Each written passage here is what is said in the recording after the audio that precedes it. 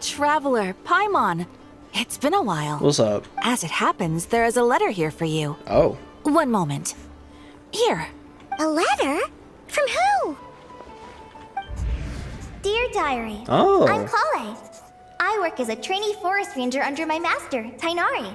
I'm also studying at the academia. What's up, Kale? I've been getting better and better at reading lately. Mr. Al-Haytham says that the written word is a crucial medium for exploring the world and understanding oneself. That's why I decided to start this diary. That said, what should I write about? Things are pretty quiet in Sumeru these days. Life is good. Every day is a fulfilling and happy one. When I think back to the days when I suffered from Elazar, or way back to when I was injected with God remains, I am in a much better place now. I hope it stays that way forever. Now listen, again, I have not read the Genshin manga, but I do know that in the manga, Kale was one of Ditore's test subjects, I believe. I'll leave it there for now.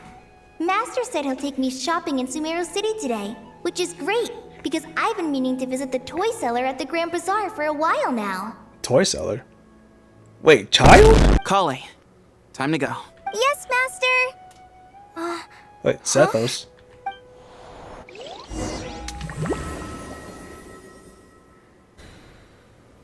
What? Oh, Sethos. What's wrong, Kale? Is there something on my face? No, sorry. I didn't mean to stare. Did Master Tainari send you to pick me up? Master Tainari? What are you talking about? Tainari is the General Mahamatra. What? He's probably busy arresting criminals in Sumeru City. I mean, if that's what floats your boat, I can introduce you, but... Isn't that Sino's job? Wait, Master Tainari is the General Mahamatra? But what about Mr. Sino? Sorry? Oh, you mean that guy who just joined the Vahumana Darshan? What? Rumor has it he's the leader of the Temple of Silence. If that's true, it's pretty impressive. I'm sorry, there's something happened? Sounds like you've been getting to know more and more people since you joined the academia. That's great, but don't let your forest ranger duties fall by the wayside, okay? What? Since when you became a forest watcher? What's going on? Sethos is acting like he's my master, and Master Tainari has taken over Mr. Sino's job. Is this some kind of prank? If so, it's a weird choice of prank. But anyway, Sethos doesn't look like he's joking. What is this all about? Hey, you're zoning out again. I'm gonna buy some tools for the rangers. Why don't you stretch your legs a bit? It's been a while since you last visited the city, right? Wait! He's right. It has been a while since I last visited Sumeru City. Was it always like this? I mean, it feels familiar, yet somehow... something seems different. Is this really Sumeru City? Are we back to square one again? So like what? Did you see who just walked by? I think she's that famous merc. Huh? How will I ever save enough money to buy that custom-made axe with floral carvings from the blacksmith? I heard that Sage disappears without a trace as soon as he gets off work. It's a little mysterious if you ask me. Wait, Kave? Kave, is that you? Lord Kave Bay, did you get a chance to review this month's accounts? Wait. Any feedback? Lord Kave Bay? You mean the version you sent over a few days ago? Yeah, I took a look when I received it. Wait, super wealthy merchant who has it all. Wait, isn't it Kave broke? And isn't he also an architect too? I was thinking that maybe our profit margin is a little excessive. I visited some of our commercial partners last month. Their earnings are very slim. Are you suggesting that we give up some of our profits for them? Well, since we have more than we need, yes. Making money for its own sake is pointless. Don't worry, I've already planned for it and the numbers look fine. We can adjust the rates starting from next month. Also, about that designer you hired, I've had to revise his proposal 3 times now, but he just doesn't seem to... Let's cut our losses. Pay him his fee and send him on his way. I'd like you to get Layla on this instead. She was Layla? Cyrus's student and she designed the Palace of Alcazar. What? Seems like a much safer choice. Didn't you build that? Who's sneaking around over there? Mr. Kave? Do you recognize this person, sir? Yes, it's all right. We've met. This is Kale, Sethos' trainee.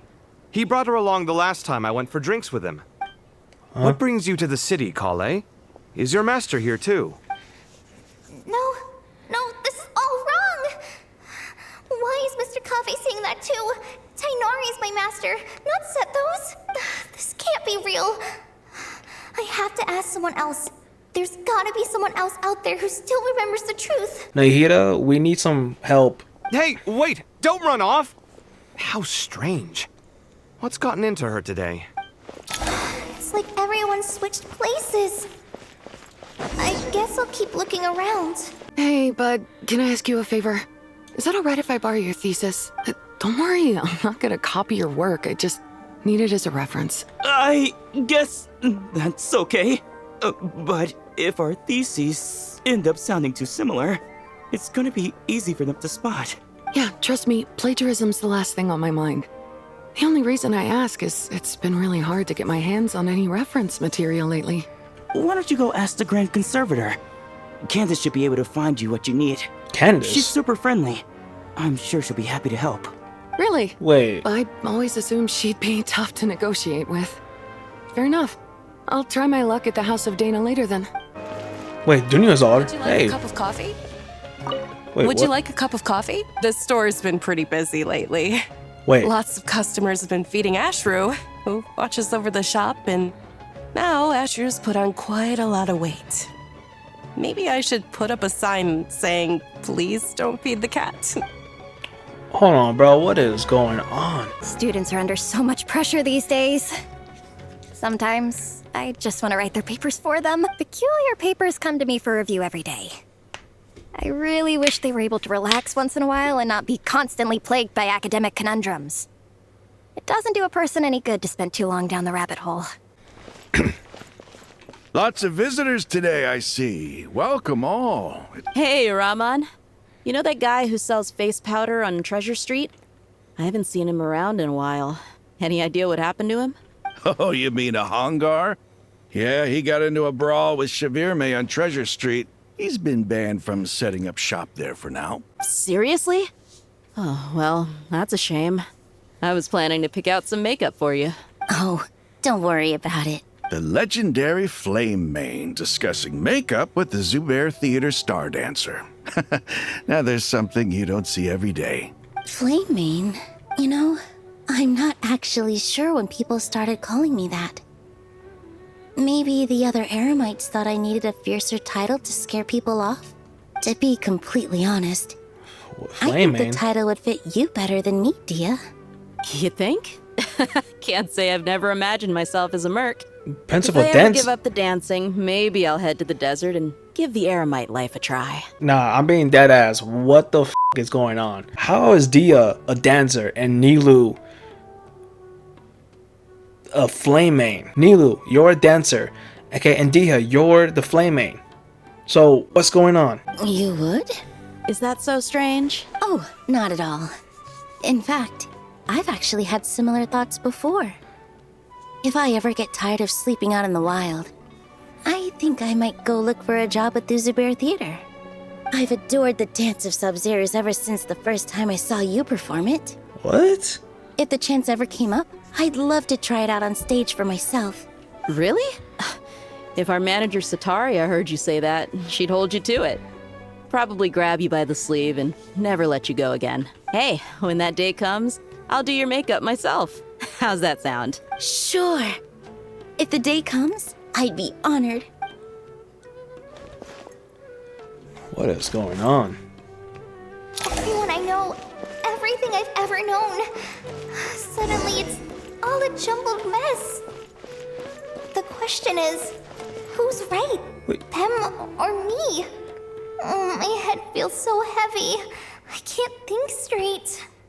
So I know I need your help. Hi, Mr. Sino. What are you thinking about? There's a chapter in King of Invocations where the spirit of someone who died long ago possesses a living man's body. To the outside world, It looks like he's developed a whole new personality. I was just thinking how terrifying that would be for his friends. Imagine waking up one day to find that a friend of yours has suddenly become a different person. That's what's happened to Kale right now. Huh? So what got you thinking about that? I don't know, but something feels off. Everything looks fine on the surface, but can human perception really be trusted? Hey, Dory, please help us. Alright, not a single Mora short. That covers you for this month's rent. What a relief. I was worried the design fees I received this month wouldn't be enough. Wait, Layla is an architect? Well, next time, don't fret. Just let me know and I'll give you a few days' grace. We've known each other long enough for that. Anyway, how are you settling in? I couldn't help but notice that you're staying up late quite often. Yeah, I can't explain it. I just feel more inspired at night. Once I get in the zone, I can race through a whole bunch of drafts, no problem. But what about you? I keep hearing you sighing these days. Is everything okay? Well, it's just...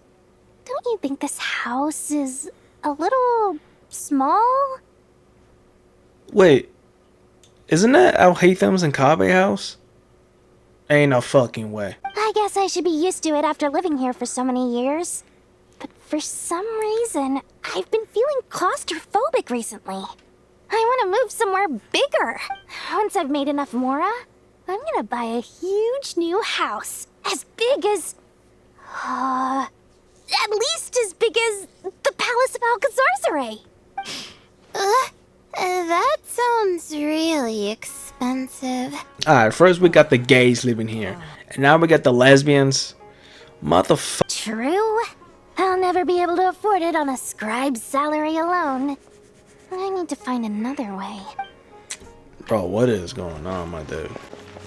Tanari, please help us. Mahamatra Tainari, we've apprehended the suspect. They say that the fool is prone to blind faith, but the wise man is not immune to it either.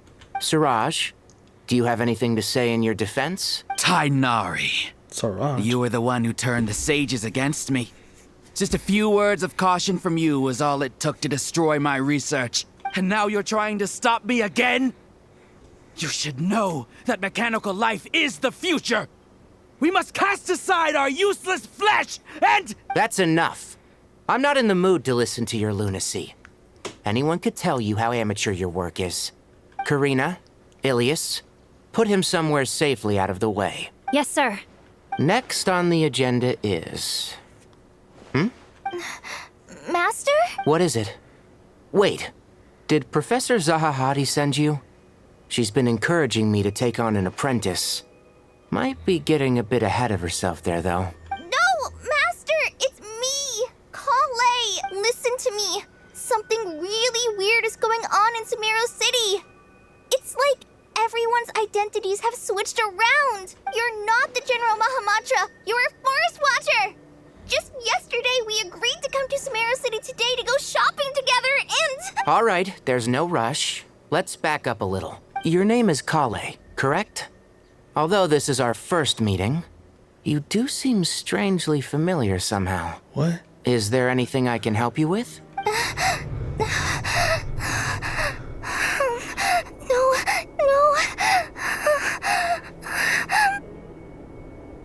Master! What is it?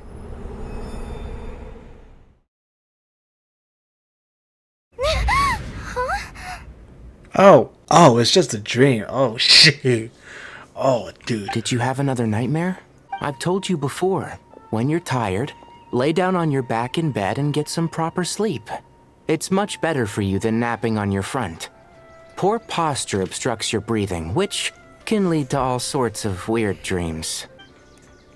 Now, we're supposed to go shopping in Sumeru City today, remember? Cheer up. I'll take you to Hushang's.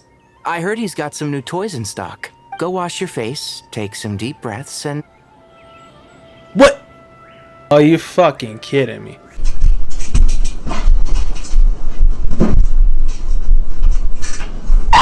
Now, we're supposed to go shopping in Sumeru City today, remember? cheer up. I'll take you to Hushang's. I heard he's got some new toys in stock. Go wash your face, take some deep breaths, and when you're ready, we'll head out. Okay. Thanks, Master Tainari. So it was just a dream. And yet, dreams can sometimes be a warning of things that will soon come to pass. Nicole, what are you doing? Who said that? That dream felt unusually real, didn't it? Here's my suggestion. Since you're heading into Sumeru City anyway, you may as well tell Lesser Lord Kusanali about everything that happened. And just to be on the safe side, I think you should also inform your 2 traveler friends who once helped save Sumeru. I'd write them a letter if I were you. Time is short. A storm is coming from beyond the bounds of fate.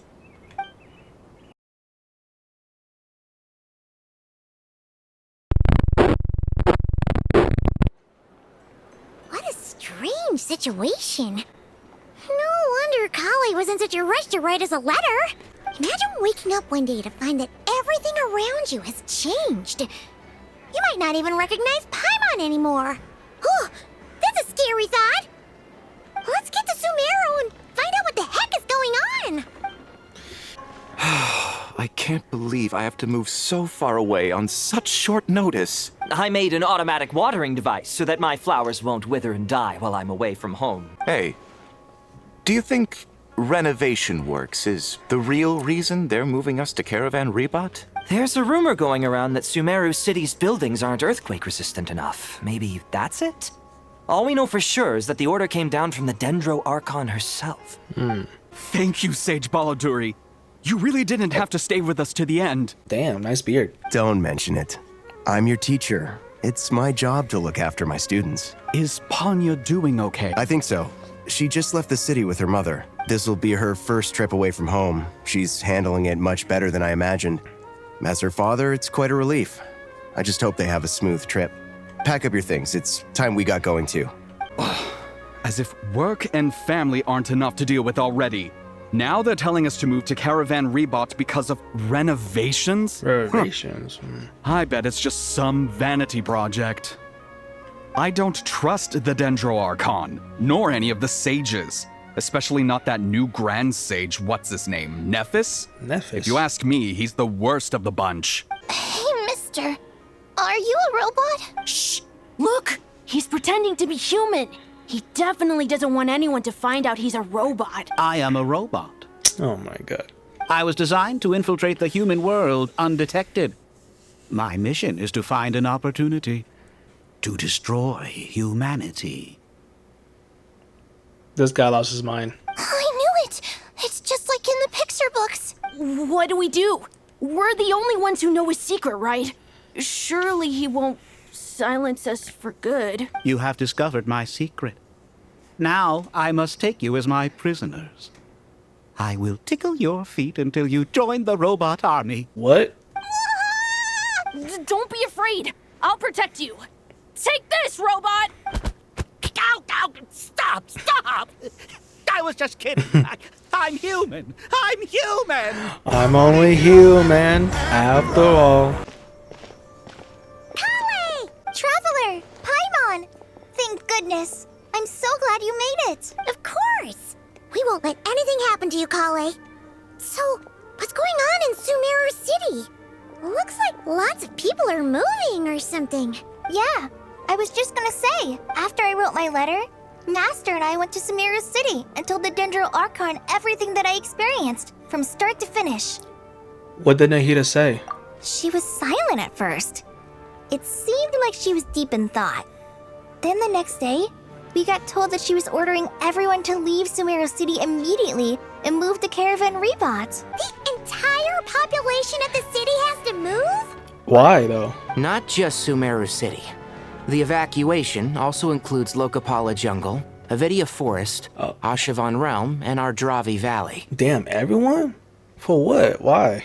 Basically, everyone living in the rainforest must temporarily relocate to Caravan Rebot. Holy smokes! That's crazy! Damn, that's actually a lot of people. Yes, it's quite an operation.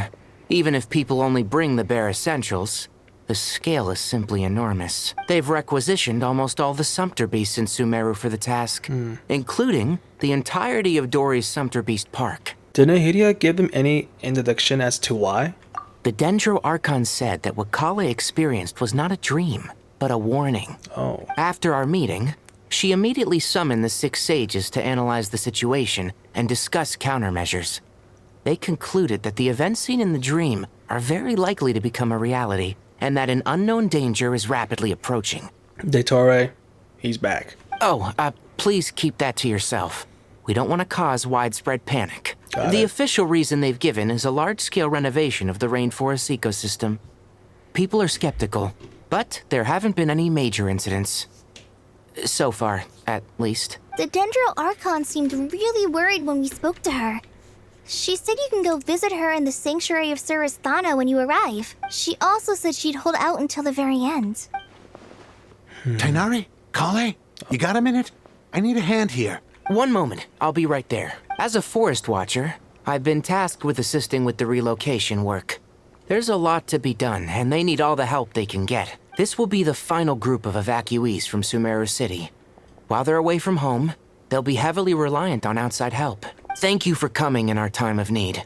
As you can see, another crisis is upon us.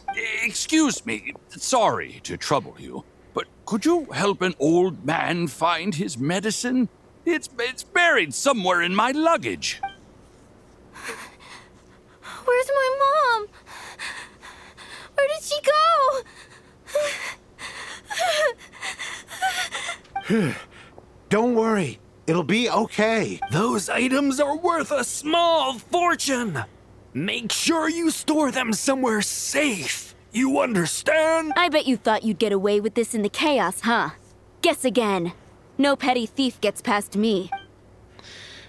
A mass evacuation inevitably comes with all kinds of problems. Nahida would have resorted to this unless it was absolutely necessary. The strange events of Kale's dream took place in Sumeru City. Whatever danger is afoot, it must start here, which is why everyone has to leave. We should go help the evacuees. See you around. I'm so glad that you believed me and came all this way to help. It means a lot. Please stay safe. Don't worry. We may not know exactly what's going on yet, but as long as we stick together, we'll find a way through this. Goodbye. Look after yourselves. Will do. See ya. See ya. Paimon's not sure how she found the words to comfort Kale because, honestly, she's kind of nervous herself. Let's head to the Sanctuary of Surasthana and see Nahida. Who goes there? No unauthorized access to this place. By order of Mahamatra Sino. It's me, the Traveler. The Tevat's hero. Are you blind? It's the Traveler and Paimon. Surely you've seen them before. What's up? Huh? Oh, so it is. I'm sorry, I haven't been sleeping well lately. My nerves are a little frayed. Not sleeping well, you say. What's troubling you? The Dendro Archon is in a very vulnerable state at the moment. Mahamatra Sino is concerned that our enemies might choose this moment to strike. So he's ordered us to strengthen our defenses. Just seeing you two again already puts our minds at ease. Please, enter. I'm sure everyone's expecting you. Oh. Oh, Wanderer is here too. Traveler, Paimon, you made it. What's up? Aha! Perfect timing. Reliable helpers like you are just what we need right now. Oh, it's good to see everyone again. Kale gave us a rough idea of what's going on, but we still have a lot of questions. What kind of danger is Sumeru City in exactly? And how come everyone has to move to Caravan Rebot? At this stage, we can't be certain. We're investigating, but no definitive answers yet. I take it that Kale told you about her strange dream? Yeah. Yep. Apparently, everyone in Sumeru City was acting super weird. Even you guys. It was like you'd all switched places. That's right. Kale and Tainari reported the situation to the Dendro Archon. She believes that it wasn't merely a dream, and that whatever it was has something to do with Irminsul. It's a reasonable inference. Only through Irminsul can people's memory and cognition be so significantly modified in such a short time. We don't know why Kali would dream of these things, nor who was trying to warn her. The Dendro Archon decided to connect to Irminsul to investigate more thoroughly. Has she found anything yet? Irminsul is connected directly to the ley lines. The tree serves as a central hub where the ley lines converge, and its core function is to record and store the world's knowledge and memories. But something has gone awry, severely compromising the performance of this core function. Information is bottlenecking inside Irminsul, hampering the ley lines' flow. If this continues, new information will languish unrecorded, with existing records thrown into disarray. In short, the souls of the dead will be stranded, while the living have their sense of reality warped. In the long run, Kale's dream could well become a reality. And that's just the beginning. There's no telling what other nightmares could end up coming true. Irminsul, the ley lines. I have come this far to use my death to open the gates of the ley lines to my people. Capitano! Man, I miss you.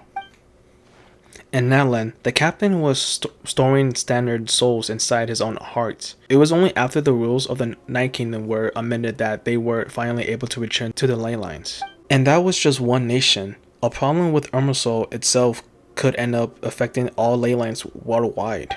Faced with a growing backlog of information, the Dendro Archon decided to connect herself directly to Irminsul and take over the recording and processing function herself. But it is an almost impossible task. Individual brains aren't equipped to deal with the sheer volume of knowledge and memories involved. All that information flooding in at once would instantly fry any human mind.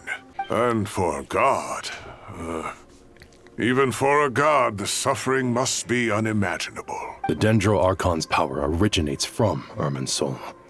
Any issue with the tree itself takes a toll on her to begin with. On top of that, she's subjecting herself to the grueling task of processing all that data. It must be torture for her, and despite all of this, she is somehow finding the strength to investigate the Irminsul situation from within and send us her findings. I finished analyzing the latest data. Looks like our working theory was wrong. There's no signs of Irminsul having been attacked from the outside. So it's internal then? Some sort of disease, perhaps? No. I've spent half my life studying the ley lines. If Irminsul malfunctioned this easily, the world would have met its end long ago. What? Sino? What is it? Not long ago, I got a tip from the Corps of 30 that a large number of unidentified merchant caravans had recently been spotted entering Sumeru through Beta Harbor. At first, I suspected that they might have something to do with all this, so I sent some people to investigate. But if Irminsul wasn't attacked from the outside... It must be attacking from the inside. Don't you think there are more important things to worry about right now than guessing who's behind all this? It's been over 12 hours with no new intel. If even the Keeper of Irminsul is this badly affected, you can imagine how bad things are in there. Oh. Dendro Archon. Nahida! You good? What's wrong? Her breathing is weak, and her elemental energy levels are dangerously low. Looks like it's time to move to the backup plan. Backup plan? What's the backup plan? Get out of the city and take the Dendro Archon with us. Oh. The entrance to Irminsul is directly beneath the sanctuary of Surasthana. That means this is ground zero if anything goes wrong. The Dendro Archon has a very strong connection to Irminsul. But theoretically, this connection should grow weaker with distance. Under normal circumstances, she can unleash her full power here. But with Irminsul out of control, our first priority is to get her away from here. The situation is critical. There's no time to deliberate. Everyone in agreement? I'll deal with it. I'll also let the Matra and the Corps of 30 know to start evacuating.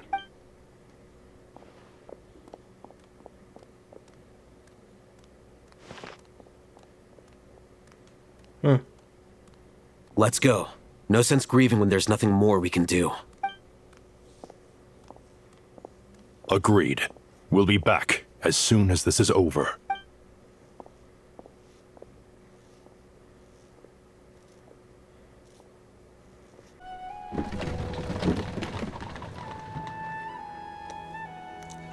The last group of civilians has been safely evacuated. Dendro Archon's carriage will travel with them. Sino and Hat Guy will protect the convoy. That's good news. But you don't look very relieved. With the Dendro Archon in a coma, we've lost our means of investigating the situation. And with Irminsul still deteriorating, we have no choice but to evacuate Sumeru City. Feels as though we're being pushed along by an invisible hand. Stop moaning, Cyrus. We're the teachers here. We should be showing a little more confidence, don't you think? A wise judgment. Let's move out to Caravan Rebot.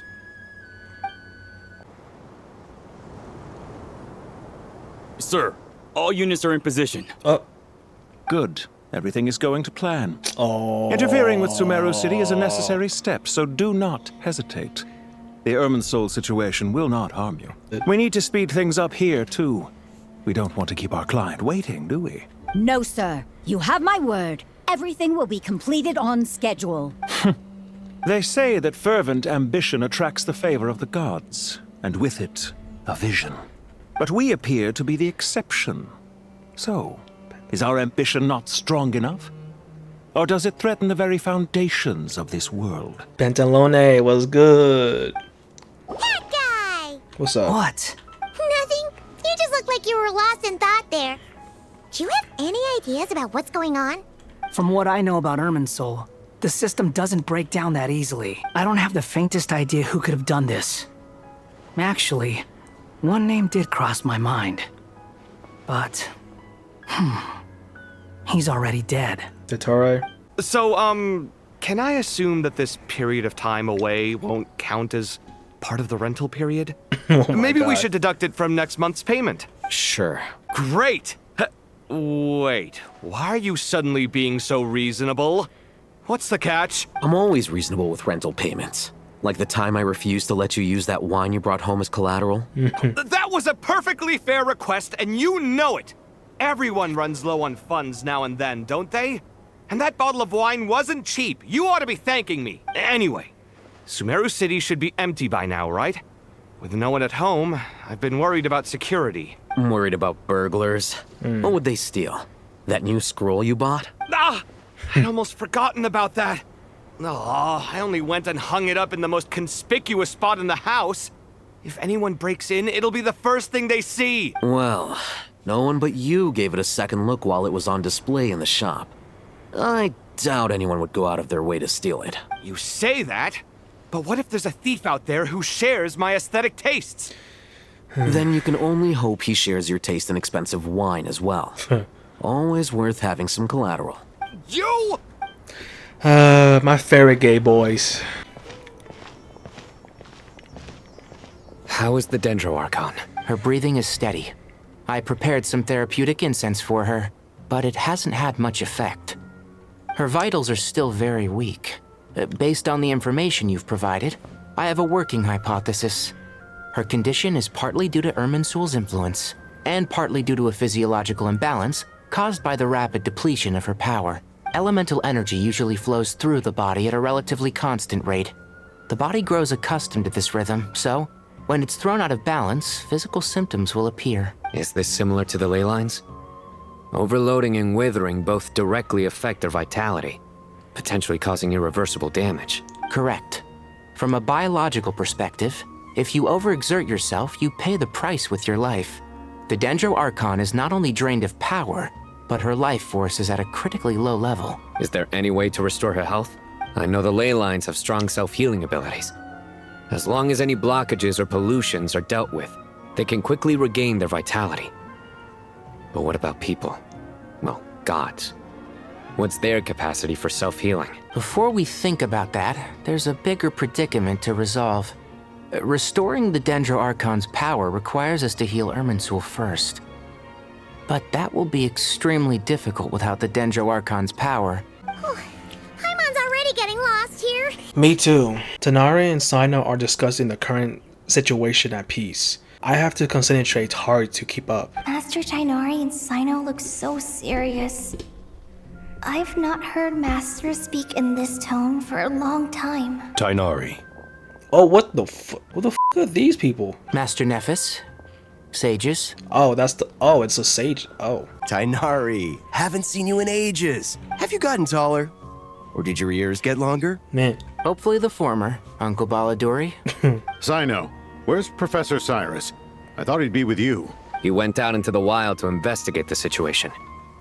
He said that the Irminsul anomaly will likely start to affect the real world soon. He shouldn't be trotting around alone at his age. Which way did he go? I'll look for him later.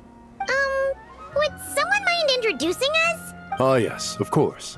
Allow me to do the honors. I'm sure we're all familiar with the Traveler and Paimon. They're the heroes who helped foil Azar's conspiracy and save Sumeru. These gentlemen and I are the 6 current sages of the Academia. Balduri and I are part of the Old Guard, while the other 4 took office after Azar and his clique fell from power. We have Sage Alkindi of the Spontamad Darshan, Sage Fernas of Kasharawar, Rataoist Sage Shakir, and finally Haravatat Sage Rusht. What's up? Nice to meet you all. It's an honor. I've heard much about you. Delighted to finally meet you in person. You're younger than I imagined for someone with the power to stand up to fate itself. Thank you for lending your aid to Sumeru once more. Well, I mean, I'm like over 500 years old, but thank you. Once we're on the other side of this, could we get a photo together? Oh my daughter has a friend named Isak. He's always talking about you two. Of course! No true hero would deny a child their wish. Back to business. So with the Dendro Archon currently in a coma, the people have taken temporary refuge at Caravan Rebat. But they cannot stay here forever. We need to come up with a plan as soon as possible. Fernas, any thoughts? Well, firstly, having reviewed the data, I'm inclined to agree with your assessment. This doesn't look like an attack on Irminsul from the outside. Rather, it resembles a malfunctioning machine. Calculations going haywire and sparks flying. That being said, before we consider how to fix it, we need to understand precisely what has gone wrong. Furthermore, we somehow need to ascertain this without relying on the Dendro Archon's power. We have no direct access to Irminsul. However, we might be able to gather the information we need from the ley lines. Study the branches to learn about the trunk, in other words.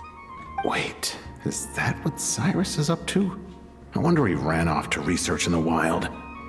Curse always one step ahead of me, isn't he? I heard that while in the sanctuary of Surasthana, the Dendro Archon had to serve as the central information hub herself. This is a clear sign the situation within Irminsul might be far worse than we can imagine. Irminsul is vital, not just to the safety of Sumeru, but to all of Teyvat. We must be the ones to bear responsibility for this world. To be on the safe side, I think we need to consider some backup plans. Are you saying we should consider a scenario in which Irminsul is completely destroyed? I'm merely pointing out that the possibility exists. You have a valid point. But until worst comes to worst, I believe we should focus our efforts on resolving the Irminsul anomaly and helping it recover. Kale, I understand that you were the first to foresee this crisis. If it's all right, I'd like to talk with you about it in more detail. Of course, but even I don't know how I came to have that dream. If there are no signs of external damage, could it be a stress fracture? Metals tend to suffer from this issue with long-term use. And Irminsul has existed for centuries, after all. It's possible, but surely a stress fracture would be more likely to cause a complete shutdown rather than chaos. Sages, General Mahamatra, sorry to interrupt, but something has come up. What happened? What happened? Some citizens didn't believe that Sumeru City was really in any danger. They slipped away and hid during the relocation, intending to return home. How many people are we talking? About a dozen. Bruh. Sakura found them while on patrol, but they appeared to be suffering from psychosis. Huh? For whatever reason, they were trying to kill each other. What? By the time we arrived, there were only 2 survivors. Oh. One was unconscious from their injuries. The other tried to attack us, but was subdued. Where did this happen? Near Yasna Monument. That's not far from Caravan Rebot. Master. I know. The Irminsul anomaly is beginning to have effects in the world. I didn't expect it to spread to Yasna Monument so soon. It almost feels like we're being chased relentlessly, with no time to catch our breath. Sir Cyrus said the same thing. He sent me back to report in, while he continues investigating. I'll go join him. We will come with you. Count me in too. Don't let my age fool you. I can still fend for myself. Very well. Meanwhile, the rest of us will continue discussing our next steps. Get back soon. Take care of yourselves. It's getting dangerous out there. Got it. Don't be nervous, Collei. I just wanted to ask, have you ever had similar dreams to this one before? Similar how? Dreams so vivid, they seem real. Filled with strange or dangerous things that you cannot explain. Just like that one dream that she had with the Torre burning the Irminsul. Let me think. There was one time, I don't remember it very clearly, but I saw fire. Fire? Yeah. I wish I could give you more details, but all I remember is fire everywhere. From the sky to the ground, everything was burning. The heat was unbearable, and ashes were blowing in the wind. I doubt this dream was a mere coincidence. Perhaps it was some kind of prophecy? And yet, you've never studied astrology. I'm at a loss to explain it. I thought we'd be safer once we got to Caravan Rebot. If the Irminsul anomaly's sphere of influence continues to expand, our only option will be to move into the desert. To Aru village. We should check if they can accommodate so many people. Essential supplies will also become an issue. We were only able to relocate here so quickly because Caravan Rebot is well stocked. If we move to the desert, we'll need to carefully calculate how much food and water to bring. Thank you for everything, Tainari. Don't worry about me. I'm fine. But if you don't mind me saying so, Master, you're looking a little nervous yourself. I only just got appointed as Grand Sage, and now this happens.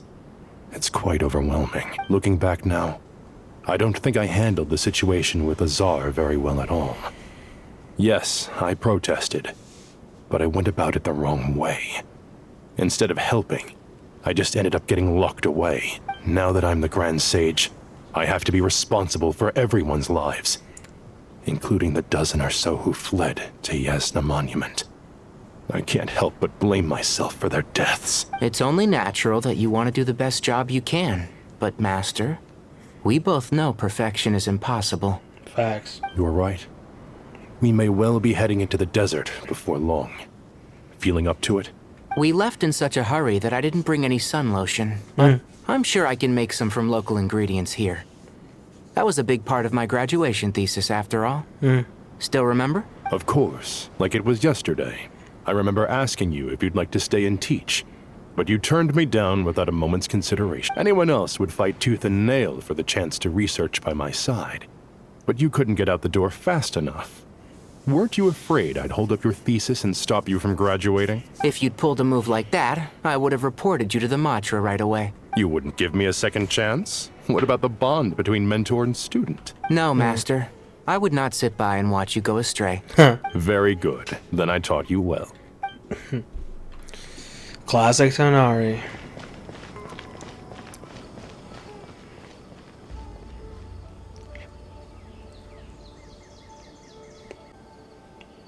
Please, don't go any further.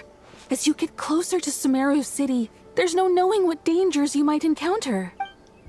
So this is our mentally disturbed man? I'm going to gut you all. Good?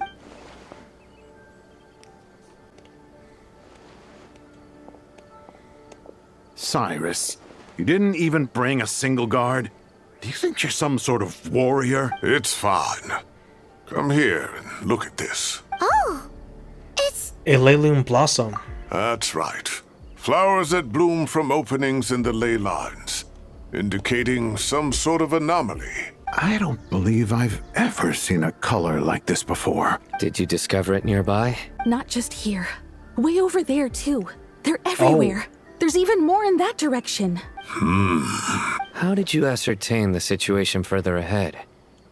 Didn't you just say that we can't go beyond this point? Yes. This area is relatively safe so far. But if you continue forward, delusions will start afflicting your mind. However, some vision-bearing mercenaries were able to maintain their sanity a little better. They're the ones who brought back news from further afield. Sino, do you remember the class I taught on dissecting leyline blossoms? I do, Professor. I received full marks in that course. Good. After all these years, it's time to put that knowledge into practice. There must be anomalous information hidden within these blossoms. Alkindi, I'll need your help as well. Been a while since we worked on a project together, hasn't it? Sure has. Well, what are we waiting for? Let's get to work. Anything we can do to help? Nahida once said that Irminsul doesn't contain any information about me, so theoretically, I shouldn't be affected by such anomalies. We'll head out a little further out. Will you need my help? I should be fine. All right, well, don't go too far. There's too many unknowns at this stage. Let's regroup at Caravan Rebot later. Don't worry if you don't show up. I'll come and find you. Dark clouds gather in the sky, a sure sign that a storm is approaching. Slowly but surely, the strange weather is spreading. The rainforest creatures must have sensed that something is wrong, because they're beginning to flee too. We don't have much time left. Tonari said that to help the Dendro Archon regain her power, we need to heal Irminsul, but healing Irminsul requires the Dendro Archon's power. Is there any way to solve this puzzle? That should be the heart of Oasis. All we need to do is light it with the fire seed, and it'll restore a pep with elemental power. The damage it suffered internally will also slowly begin to heal. That's it. If I use Eep's Heart of Aces, I might be able to help Nahida replenish her lost Dendro power without any leads to rely on Irminsul. What is it? You thought of something? I knew a way to save Nahida. Really? Then let's get back and tell the others! Whew. Glad to see you've returned safe and sound. Any longer and we would have gone out looking for you. Well, this is a nice surprise. Paimon sure feels better with everyone we know here. It's great to see you all. We've made some progress, so let's start by giving you and Paimon a quick update. By dissecting the ley line's blossoms, we've been able to deduce that although Irminsul is experiencing an anomaly, it has not completely rejected access from the outside. The Dendro Archon has the power to connect to Irminsul, but there's also another way. I assume you recall the devices everyone was wearing when you first arrived in Sumeru? Devices? Oh, wait. You mean... The Akasha. The Akasha terminals? Oh, I talk. That's right. Of course! It's been so long, Paimon almost forgot all about the Akasha.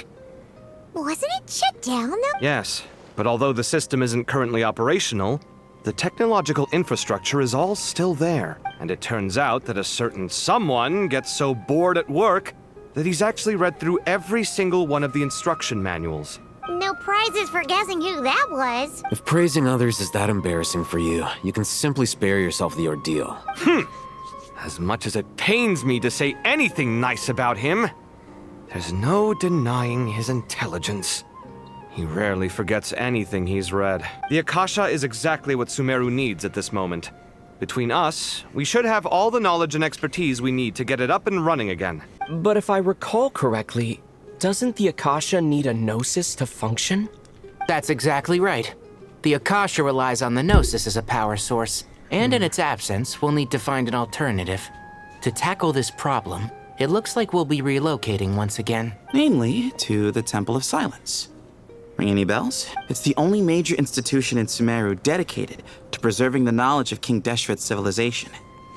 You might find the answers you're looking for hiding there. I agree. There's a good chance. Master Nephis and the other sages have discussed it. As the chaos from Irminsul continues to spread, Caravan Rebot won't be a safe haven for much longer. We have to move into the desert next. The scholars and sages will head to the Temple of Silence, while the civilian population seeks refuge in Aru village. The Eremites will keep everyone safe during the journey, and Candace will be there to receive us at the village. This leaves us just one thing to worry about. That Dendro Archon. She's very weak. We can't afford to wait until Irminsul is fixed. There has to be another way to help her. Huh. Wow. Luckily, the Traveler had a eureka moment while we were out investigating. Really? Wow. Nice one, Traveler. Let's hear it. What say our Amorta experts? Theoretically, it's feasible.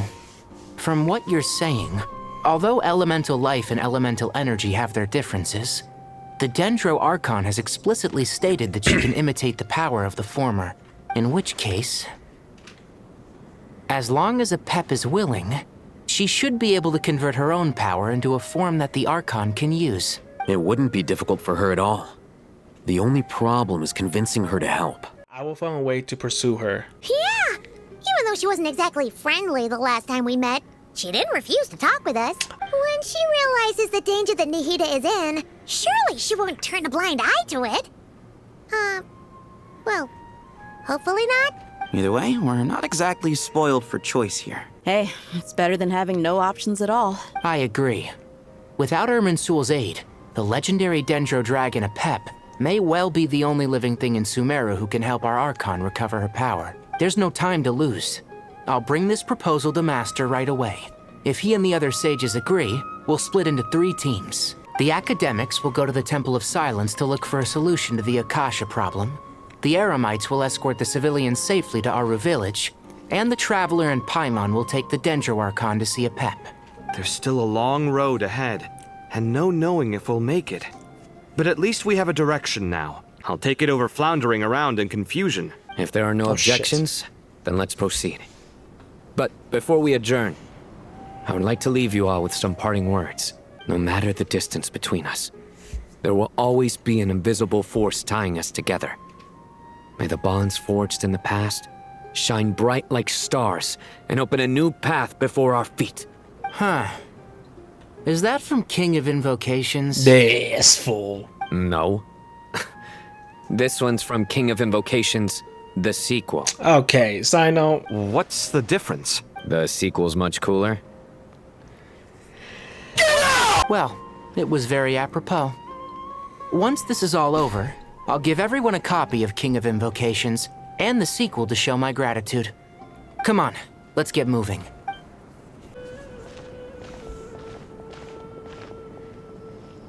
Tainari has brought me up to speed. I approve of your plan of action, but we can't proceed with everything right away.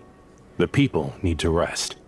For many of them, this will be their first time in the desert, so we'll need to find additional personnel to help escort them.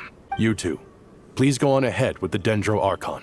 Let's rendezvous at the Temple of Silence later. No problem. We got this. Words can't express my gratitude, so let me just say, I hope everything goes smoothly for all of us. Goodbye for now. All right, let's get going.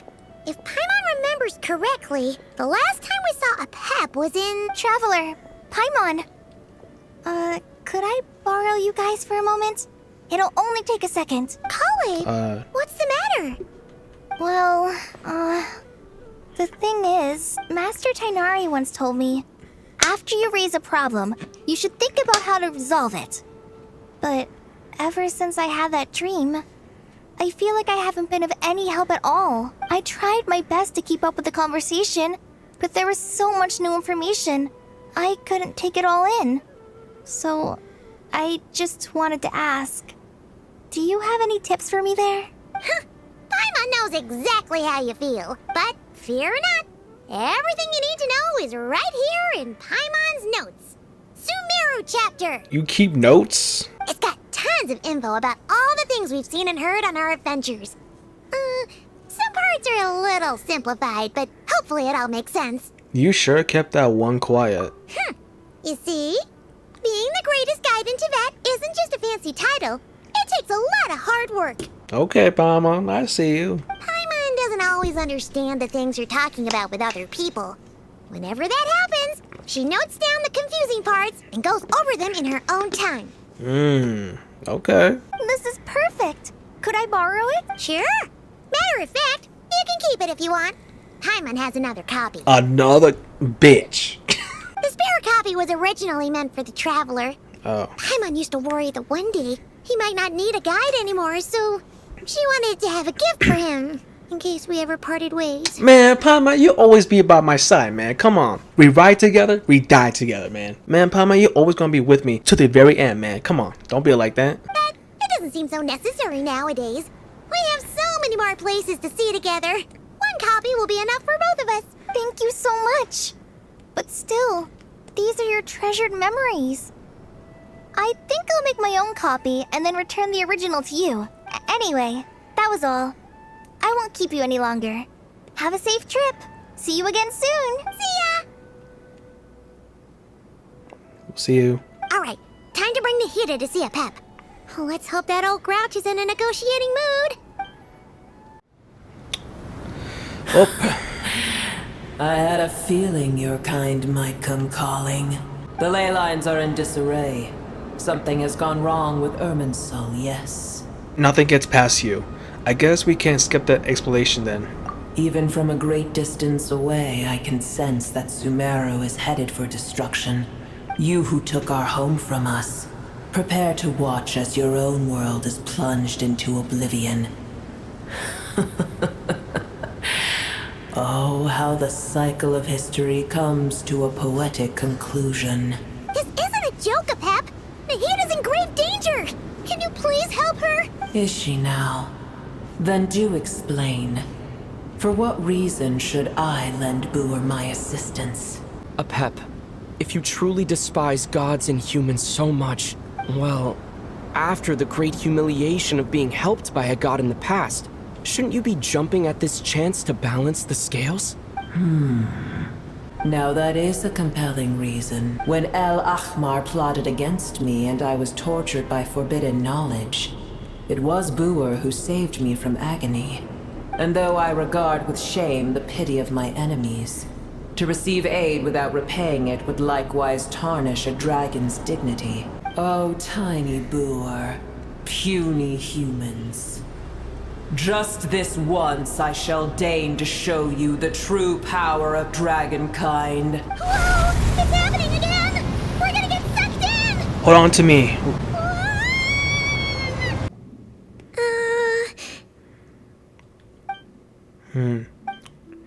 This is an awkward silence. Is silence a mandatory part of the audience with the dragon? Oh. It is done. The heart of Oasis is supplying her with life force as we speak. It shall not be long before she recovers. But I should warn you. Boer's existence is closely intertwined with Irminsul. Unless the issues plaguing it are resolved, she will never completely recover her former strength. Oh, thank you. Spare me your words of gratitude. Will giving your power to Nahida affect you in any way? You may also spare me your feigned concern. Just like last time, it's impossible to have a normal conversation with this dragon. A dragon's sovereign's power is far greater than you can imagine. While I was indeed weakened when the heart of Oasis ran dry, providing tiny Boer with a morsel of my life force shall have little consequence for me. Oh, good to hear.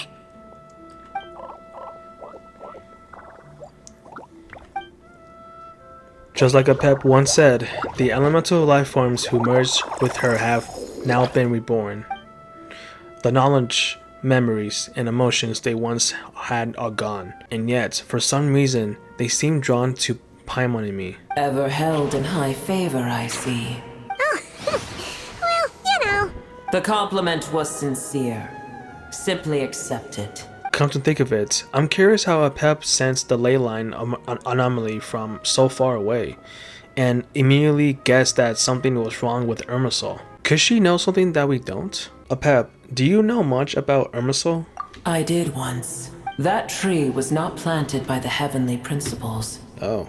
Irminsul existed before they ever arrived in Tevat. Oh. What? There was a time when it belonged to Tevat, to dragonkind. Oh, wait, hold up, lore? Its appearance and function then differed greatly from today. The ley lines flowed with an abundance of a familiar, primitive form of elemental energy. You may know it as the power of the Light Realm. Before we came here, and way before the Heavenly Principles came to Teyvat, Irminsul existed before that. The Heavenly Principles usurped and refashioned Irminsul, made it serve humanity, and used it to anchor the fate of the world. Yet in the end, humanity has failed to protect it. Heavenly Principles, God of gods. It makes me sick. The enmity between your kind and mine can never be bridged. Even so, you still agree to help us. As things stand today, holding a grudge against you would serve no purpose. But there will come a day when we reclaim this world for ourselves. The opportunity will arise no matter how long we must wait. I can already sense that far away from here, the Hydro Dragon has wrested his authority from the hands of the usurpers. Though we have yet to meet, I know that we are both preparing for our revenge day and night. It's probably best if we don't tell Uphep that we're in such good terms with the Hydro Dragon. I hear a great disturbance out there. What? Huh? What is it? Sandstorms come. The Jinn. I see. What happened? Another calamity approaches. You both seem restless. Let us part ways here. Boer is safe with me. Once she has recovered, I shall return her to your side. Oh, thanks again.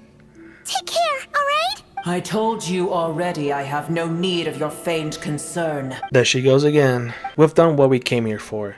Time to check what's going on out there. What's that? Nahida? You're awake. Are you okay? Cease your interrogation. Yes, she awoke for a brief moment, but she has now lost consciousness again. Oh. Take it. We shall talk more at another time. The statues of the gods hang introverts from the heavens, but one alone is unique among them. Its location is... Remember, tell no one. What? The moment I touched the key Nahida handed over, a mysterious piece of information appeared in my mind. I don't know what it means, nor how I decipher it, but I will firmly commit it to memory. This must be incredibly important information. I don't know why Nahida would keep it a secret from everyone, but it's probably best that I do the same for now. Where the heck are we? Did you just dump us in the middle of nowhere? Oh, what the Wait. No. Paimon remembers now. The Temple of Silence is over that way. Come on, let's go find the others. What the why is there small tornadoes? Oh, crap. There's no need for everyone to stay here. I'll protect the sages. The rest of you, return to Aru village. Yes, Mahamatra Sino. Sino! What's going on? You're back. How is the Dendro Archon? She's still with Uphep, but she's recovering. What a relief. What's with these sandstorms? It's the Jinn. The Jinn. Countless Jinn have stirred up violent sandstorms across the desert, blocking our path to the Temple of Silence. Jinn. Who's Jinn again? Hold on. Hey, good thing we have this now. This is really helpful. The Jinn were familiars created by the goddess of flowers, Nebu Maliketa, for herself. After her passing, they pledged their loyalty to King Deshret until his civilization too was swept away by the storms. As a legendary race, they live on in the tales of songs of the desert people, and even now, their kin may still be encountered amid the sands. Tainari and Kale have returned to Aru village to help. The Jinn are being highly aggressive, so both the village and the merchant caravans require protection. It's just one thing after another.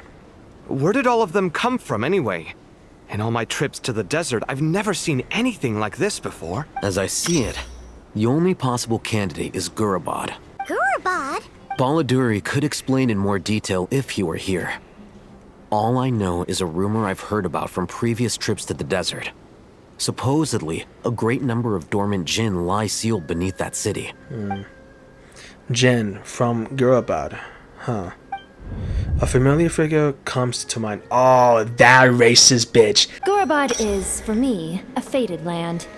I must therefore return back to this city, where my destiny awaits me still. Lupar has known the mother of the Jinn, was once the daughter of the water lily on the goddess of flowers. Later, at King Deshret's command, she sought out and served the kings of mortals, and so brought about the tragedy of the city of Gurabad. For this, King Deshret's past has ultimate sentence upon her. Her soul was divided sevenfold and sealed by the 7 pillars. Until you awaken her, now having entrusted you with her true name, she recognizes you, her new master. Man, I don't want to be a fucking master. You racist, man. My master, I am sorry that I couldn't stay by your side for long, and that I could not have more time to get familiar with you. Leelapar. Leopard, you racist bitch. Palma and I should take a trip to Gurabad. Yeah. We once said goodbye to a friend there. Yep. Well, maybe not a friend exactly, but fuck. someone we met on the road anyway. She was a strange bottle. Yeah, a fucking racist bottle. If we can find a way to wake her up, maybe she can help solve the situation in Gurabad. Well, be careful. You may find there's more than just the Jinn to worry about. You mean there are other dangers in Gurabad? It's a sensible assumption to make. The moment we arrived in Caravan Rebod, the Irminsul anomaly started spreading in that direction. Now we've moved to the desert, and suddenly we're plagued by Jinn and sandstorms. To call it a coincidence would be a stretch. Don't worry, we've gotten a lot stronger since our last stint in Sumeru. Oh. Ah! When did they show up? It appears the monsters native to the desert have been stirred by the Jinn's activity.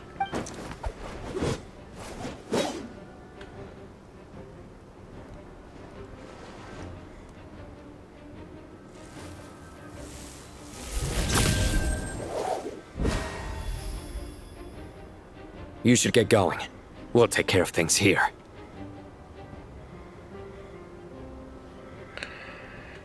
Be careful.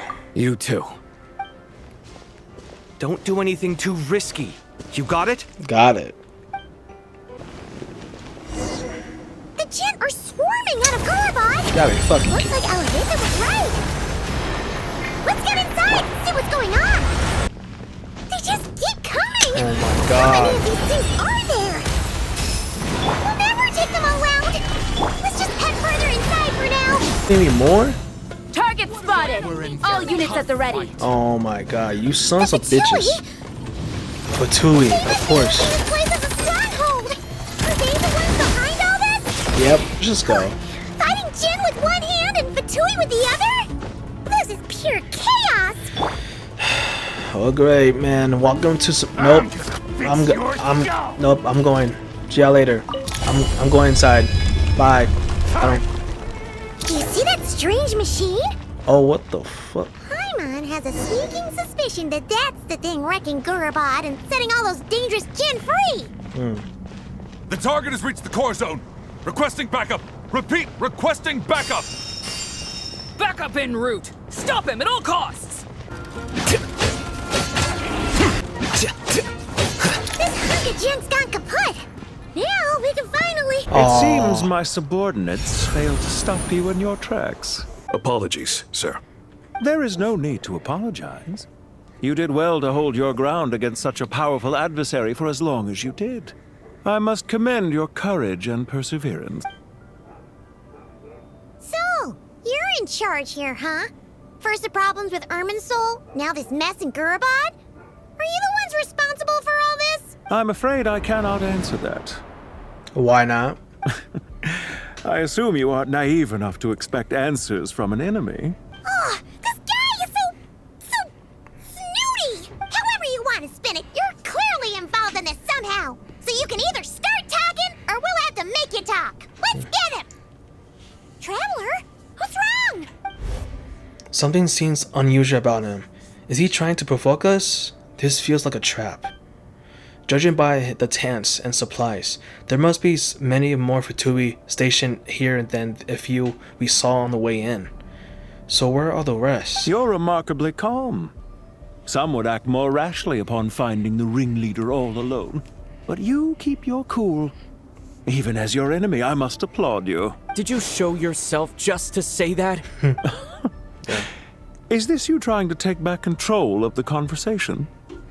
Unfortunately, I really don't have anything to say to you. I am here merely to indulge my own curiosity. Your names are well known among the Fatui. Naturally, I wanted to observe you up close while I had the chance. Hey! Don't treat us like we're some kind of exotic animals in a zoo! Oh, I wouldn't dream of it. You seem rather predisposed to misunderstand me. I'm quite aware that you are both heroes of great renown. You have resolved crises in many nations and won countless allies along the way. I've been following your adventures with great admiration. My only regret is that the trajectory of your journey conflicts with our goals. What do you mean, admiration? Sorry, but that sounds pretty weird coming from you. I don't see why. We may happen to occupy opposing sides, but there is no cause for deep-seated enmity between us. To respect one's enemy is to respect oneself. Well, now that you're observing us up close, what do you see? I've observed as keenly as I can. Yet, while I endeavor to understand, your true strength remains a mystery to me. Violence is not my area of expertise either, so, you see, I would much rather converse with you like this than determine a victor with the edge of a blade. Besides, I've heard that even 3 moons in the sky fail to eclipse your brilliance. I know better than to bite off more than I can chew. 3 moons? So you have a connection with the Harbinger, the Doctor. Well deduced. Our commander, Dottore, died in Nodcry, but there are things that do not end with his departure. We must... Look at me. I almost divulged more than I should have. What are you after? Revenge for Dottore? Or are you plotting something else? I've said quite enough, I believe. There's no point in continuing this conversation, except to say, I've noticed that you seem to know your way around here quite well. A repeated visitor to Gurabad, are we? Ugh. I'll take that as a yes. Then I'm sure you'll have heard the story of this place. The mother of the Jinn, Lilupar, and the tragic tale of her vengeance that spanned 3 generations. It was right here that Lilupar once helped the wise to ascend to the throne. But from that moment on, every king who sat upon it was corrupted by power. These degenerate rulers lost control over their nation, and with it, the right to occupy that exalted seat. What are you trying to say? I once admired you for your adventures. That is the earnest truth. But it appears to me that your journey serves ultimately to uphold the rules of this world. Are these rules truly just? Does the heavenly principles rule with wisdom or folly? And how can we be sure that the 7 who wield authority over the world will not be corrupted? Do you seriously think you're gonna convince us of anything? Convince you? I'm sure my commander already tried that. Why would I waste my breath doing the same? If a few words from a stranger were enough to make someone completely change their stance, it would only prove that they never had a firm will to begin with. I am merely stating my position, so that we might understand each other better. One's enemy in the present may not necessarily be an enemy for life. As for what game I'm playing here, I'm simply buying some time. But now I must bid you farewell. It was a wise decision not to attack me immediately. Since you did not fall for my ambush, I will now have to ask those in hiding to reveal themselves. Leave this to us, sir. Oh boy. Very well. I trust you to do what is necessary. Stall him while I execute the next step of the plan. Sumeru City, Irminsul. Hey! Stop right there! Don't you dare leave without explaining yourself! All units, stop them! Protect the commander! Did you hear that? This time. He mentioned Sumeru City and Irminsul! He definitely knows something! We can't let him get away! Get rid of these pesky soldiers, quick! Found him! Over here! You're very persistent. Hey, you! Stop running and explain yourself! What are you trying to... Wait, Paimon, wait! Oh. Damn. What's this? Relax. A small trap like this won't be enough to hold you. The sandstorms from Gurabad will die down soon enough, but this small window of time was all we needed to launch the next phase of our plan. So there was more than one ambush. I shouldn't have let my guard down. Don't be discouraged. I knew that someone would come here eventually, so I planned ahead. Where to chat with you, which door to exit from, even which mechanism to wait by for you. I thought through every detail. You, meanwhile, know nothing of who I am. So far, you've only heard my voice, and for all you know, it may not even be real. But not to worry. This is only our first meeting. It shan't be our last. Just answer me one last question. Why do you continue to follow Dottore? He has conducted countless cruel experiments, even on his subordinates. Follow isn't quite the right word. Let's just say even those you see as villains have their friends, even if they aren't the most sincere of friendships. When any set of rules is established, there will be those who benefit and those who lose out. People will do anything to justify what they have gained or escape from the hardship imposed upon them. Neither he nor I are tolerated by the rules of this world. We were both searching for a new order. Our ideas of the final form that should take may have differed, but our journeys took a shared path. Goodbye, traveler and Paimon. I wish you a timely escape, albeit not too soon. I will need a little more time to prepare, after all.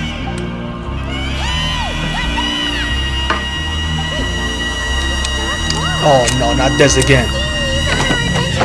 Oh no, not this again. I'm sorry. She shouldn't have jumped the gun. It's not your fault, Paimon. Let's just focus on getting out of here. Okay. He may have fooled us this time, but we'll get him back.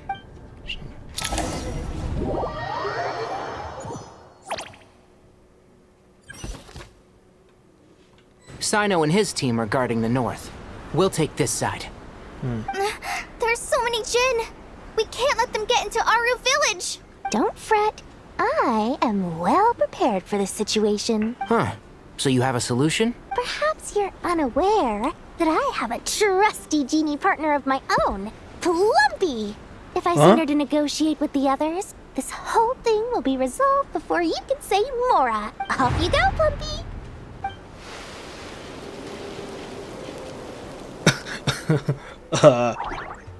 What the fuck? Come on, what's the holdup?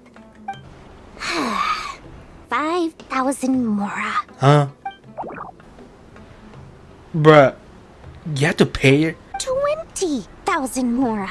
Bruh. Oh my god, dude. 100,000 Mora. Final offer. Jesus Christ. Ah, so she's a hired partner. Hired partners are reliable too. Plumpy here is a highly skilled negotiator. You'll see. Just a few words from her and... And yep, she's down. Yeah, great job, Dory. Plumpy! Man, you suck at this. Don't you Jin have any respect for the rules? This was supposed to be a negotiation! How dare you treat my messenger like this? You wanna play rough? Two can play at that game.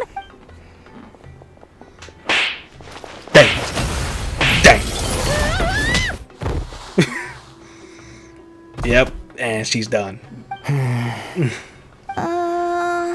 Looks like it's up to us now. Be careful, Kale. Yes, Master. Idiots. How did I pass out? Never mind. Plumpy, it's time for rampage. You know, this reminds me of when you first arrived in a video forest. You were trying to help a child retrieve a lost toy when you stumbled upon Spino Crocodile territory by mistake. Yeah, I remember. Our first time fighting side by side. Fighting side by side?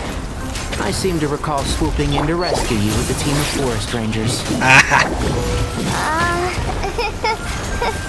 Please stop. There's too many of them. I can't believe I used 12 rare items in one battle. Ugh. I shudder to think how this is going to affect this month's accounts. The sight of that glaring deficit might be more than my poor heart can take. Tainari, how's the situation on your end? We held the line, though it was a close call. But it looks like they're preparing for another attack. Has something happened? They've breached our defenses in the south. The Jinn are pouring in. We're moving the villagers to the north as we speak. We're hemmed in. This is getting precarious. Our margin for error just got a lot smaller. That's why we wanted to confirm your status. We need to consider our next move carefully. Oh. Bad news. Another line of defense has been breached. Kale, go with them and assess the situation. Dory and I will hold the line here. But Master! Even with 3 of us, we barely managed to— This is not a discussion, Kale. Don't worry about us. She clearly still has plenty of tricks left up her sleeve. Wait! You can't pin all your hopes on me! Oh, great. I've almost run out of the things I brought with me, and the rest is back at the caravan. Bruh. I should be able to hold out for a little longer, but still... Master! Need any help? Oh, Nicole. Huh? What is it, Kale? If things continue like this, it won't be long before Aru village is overrun by Jinn, and the sandstorms are sure to follow in their wake.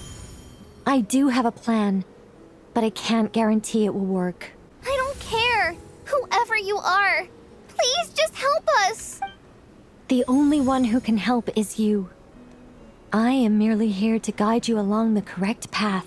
Oh my god, Nicole, can you just stop? I am a spirit created at the beginning.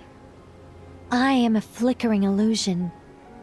I am the shimmering light that flows from the eyes of the Creator. What do you mean?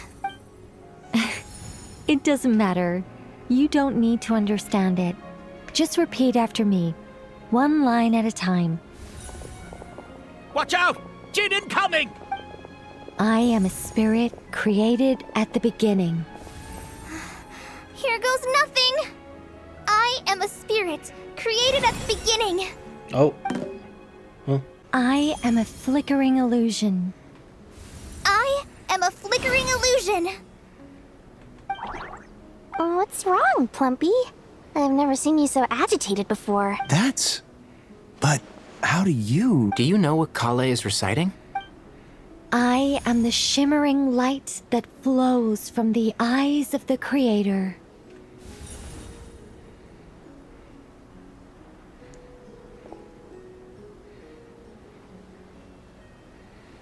I am the shimmering light that flows from the eyes of the Creator. It's a song composed by the goddess of flowers, but very few records of it remain, even in historical texts. All we have is a few fragments. Is Kale an avid historian? Not to my knowledge. The Jinn have actually quieted down. Although... no, it's more than that. It looks like they're showing... submission. Clearly the songs left by the goddess of flowers have a soothing effect on them. At the very least, they're much calmer now. Really? Let me try. I am a spirit created at the beginning. Don't stay away! I'll stop! I'll stop! It seems like the song only works when Kale recites it. But why? Kale.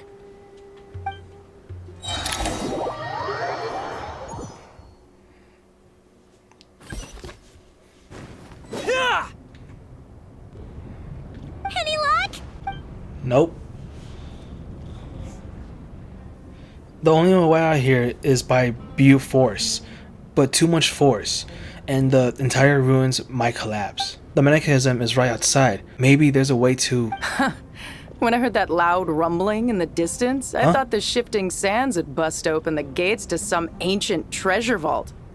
Turns out it was just you guys. Huh? Who? Wait, that sounds like... It's been a long, long... Did you miss me? That's my girl! Oh! What's good, my boy? Jet! Ban! Ban Ban! Let's save the catching up for later. First, I gotta get you guys out of there. This should be the right mechanism. Ben, can you handle it? There we go.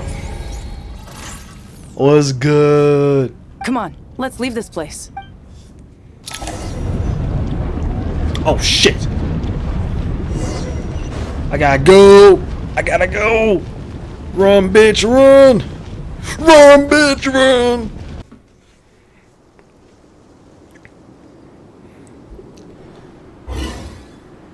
Huh! Those fatui sure made themselves scarce. It's like they were never here. The fatui? They came to the desert again? Yep. Yep. No idea what they're planning this time. They were being very coy about it. How have you been, Jet? Well, since we last met, I've started my own band of mercs. We've actually made quite a name for ourselves. Oh, yeah. On a slightly different note, I have some good news. I finally took care of Masira. Not much to write home about. It was just another day. Found his hideout. Dragged him out of his cozy little bed. He tried to talk me into seeing his point of view, as usual. But I'm way past that by now. There was nothing he could say to save his life. So, Masara chapter has finally came to a close. What about you guys? Bet you'd forgotten all about me and Ben Ben, huh? Kind of, yeah, actually. Of course not! We're super duper best friends! Wow. Sounds like I should make time to visit some other nations too. Anyway, what brings you to Gurabad? Oh, right. I almost forgot. We're here to look for Lilupar. Oh, that bottle? Yeah! We need her power to calm the Jinn and stop the sandstorms. Here's hoping we actually manage to find her, after all the trouble we've been through. Surely with everything's been going on in Gurabad, she must have woken up, right? Only one way to find out. Let's see. She should be around here somewhere. Aha! Found her!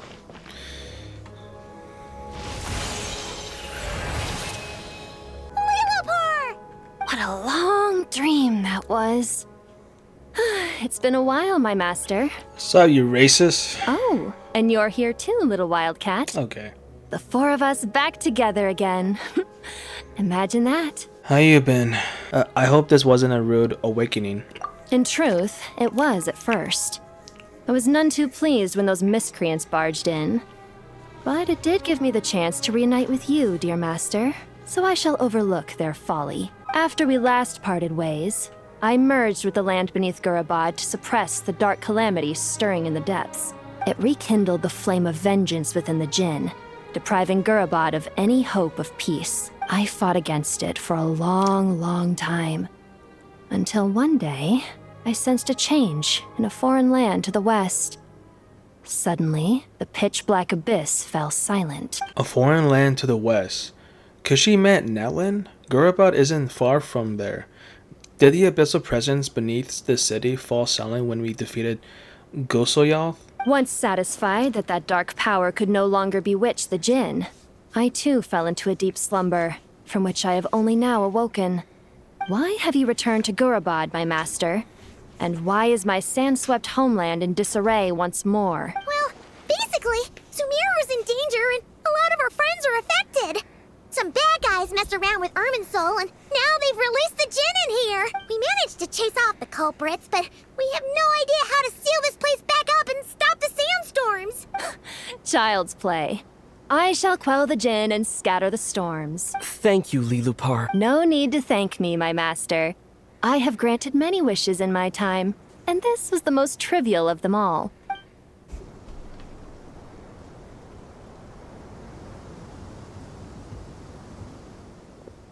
Oh, is that it? The sandstorm's gone. The sun shines bright again. When I said that we'd meet again under a lovelier sun, this was exactly how I imagined it. Yay! Although, honestly, Paimon would love to hang out with you more, even if the weather sucked. That goes for me too. Well, there shouldn't be any more Jinn breaking out, right?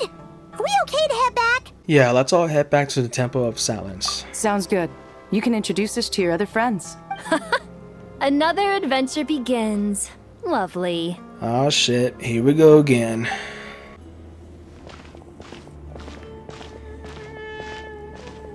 So, this is the Temple of Silence. I've heard the Nagarjanites mention it in passing, but I never imagined it would be this big. It's colossal. I thought the temple moved to the rainforest ages ago. When did they scamper back into the desert? I don't know. This plan sounds a little too risky for my liking. Even in King Deshret's day, this was experimental technology.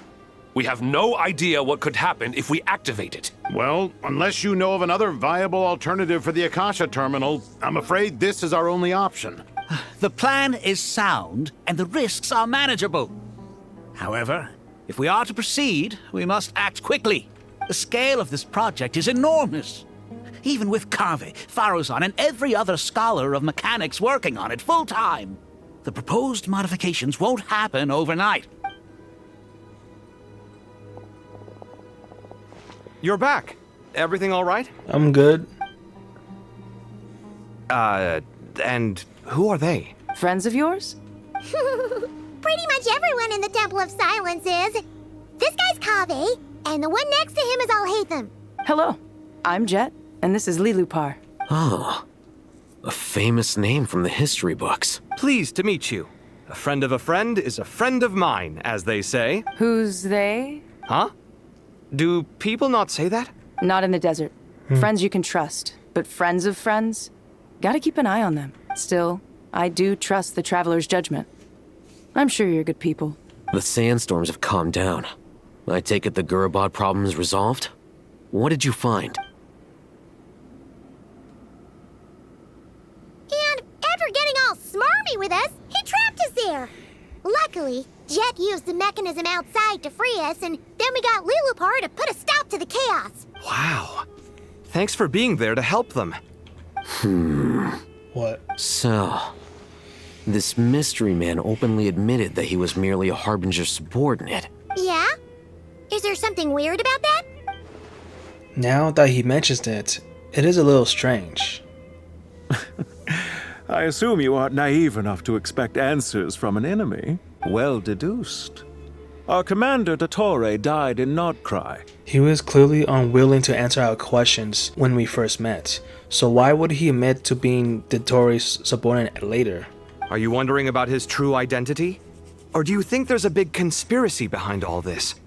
I wouldn't go as far as to call it a conspiracy. Just the simple fact that having someone to shift the blame on tends to prove useful should trouble come knocking later. The most important thing for now is to solve the immediate problem. Perhaps that man knew you wouldn't have the resources to investigate his background and so didn't put much effort into disguising himself. This is all getting a little cryptic for me. I'll let you guys talk while I take a walk with Lilupar. Oh. Jet? Aren't you with the Blazing Beasts? What a coincidence. Didn't expect to run into you here. We're mercs. You can run into us anywhere. Who's this with you? So, did you find the solution you were looking for in the Temple of Silence? You bet we did. This place is incredible. It has everything. So far, we've discussed a plan and verified its feasibility. Building a new system from scratch is out of the question. So our only option is to modify the Akasha using certain resources we hope to find in the mausoleum of King Deshret. Modify? How? According to certain sources in the Temple of Silence, there is a core device in King Deshret's mausoleum known as Aru.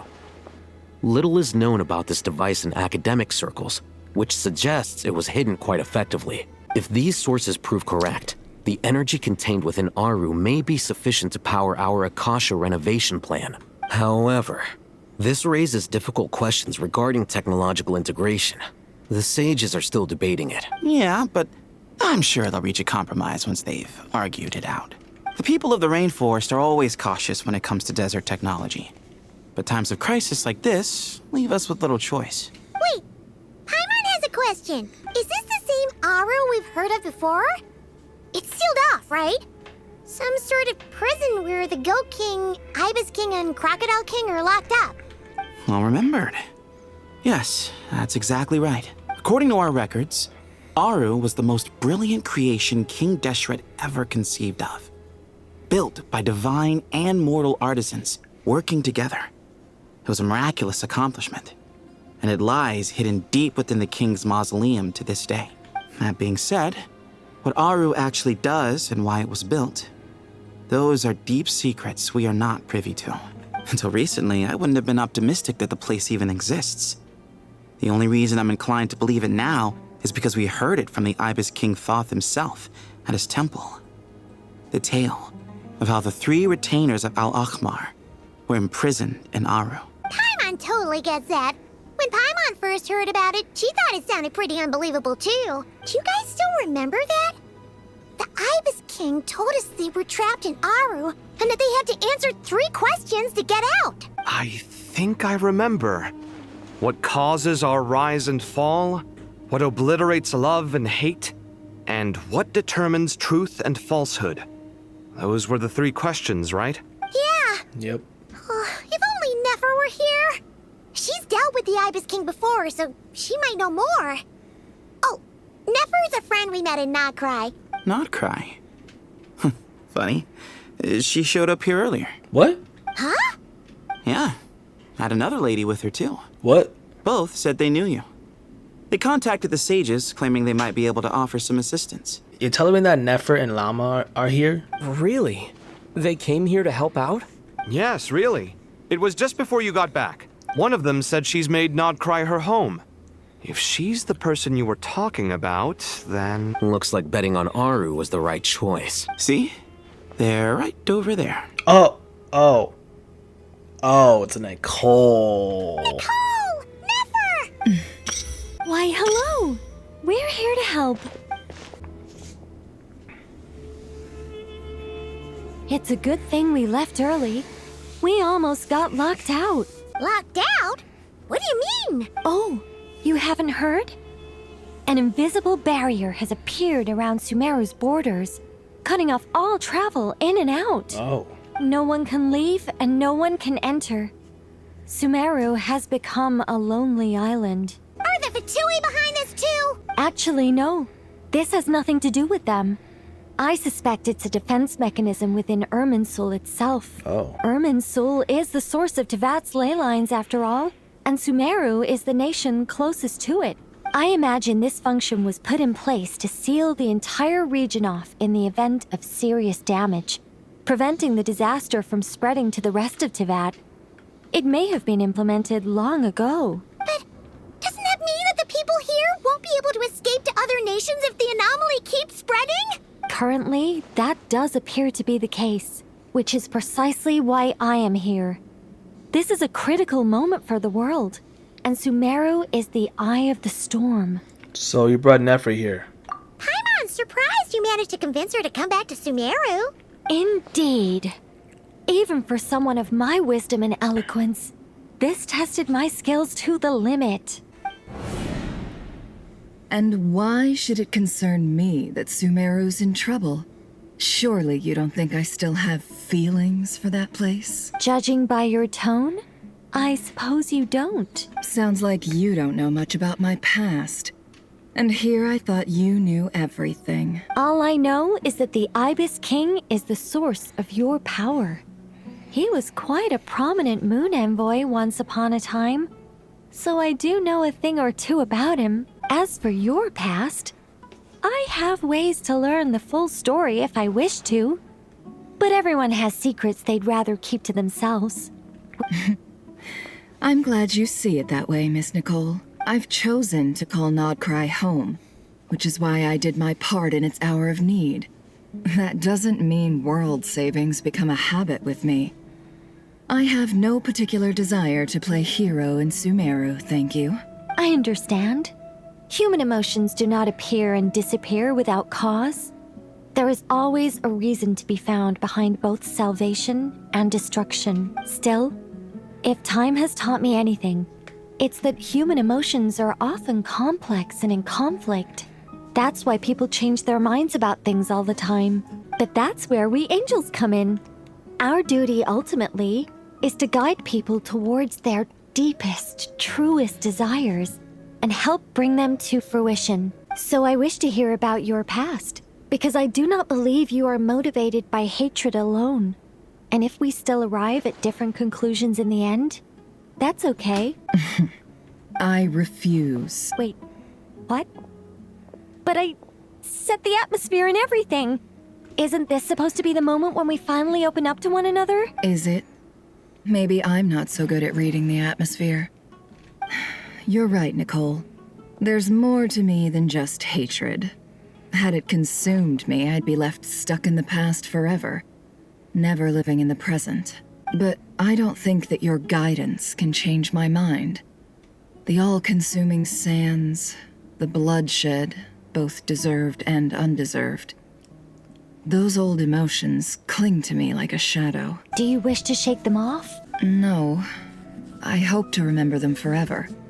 Those emotions and memories shaped me into the person I am today. They'll always be a part of me. In that case, would you like to hear my perspective, at least? Sure. It's not every day you get to hear an angel's opinion. A long, long time ago, when the angels still walked freely upon the earth, I found life tedious. Monotonous work, lukewarm relationships. Things weren't nearly as interesting as they are now. And yet, since the angels' demise, I have found myself missing those days on more than one occasion. Human emotions are often attached to a person, a place, or an object.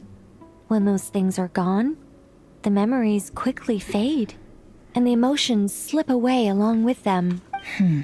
If Sumeru were destroyed, both rainforest and desert would be no more.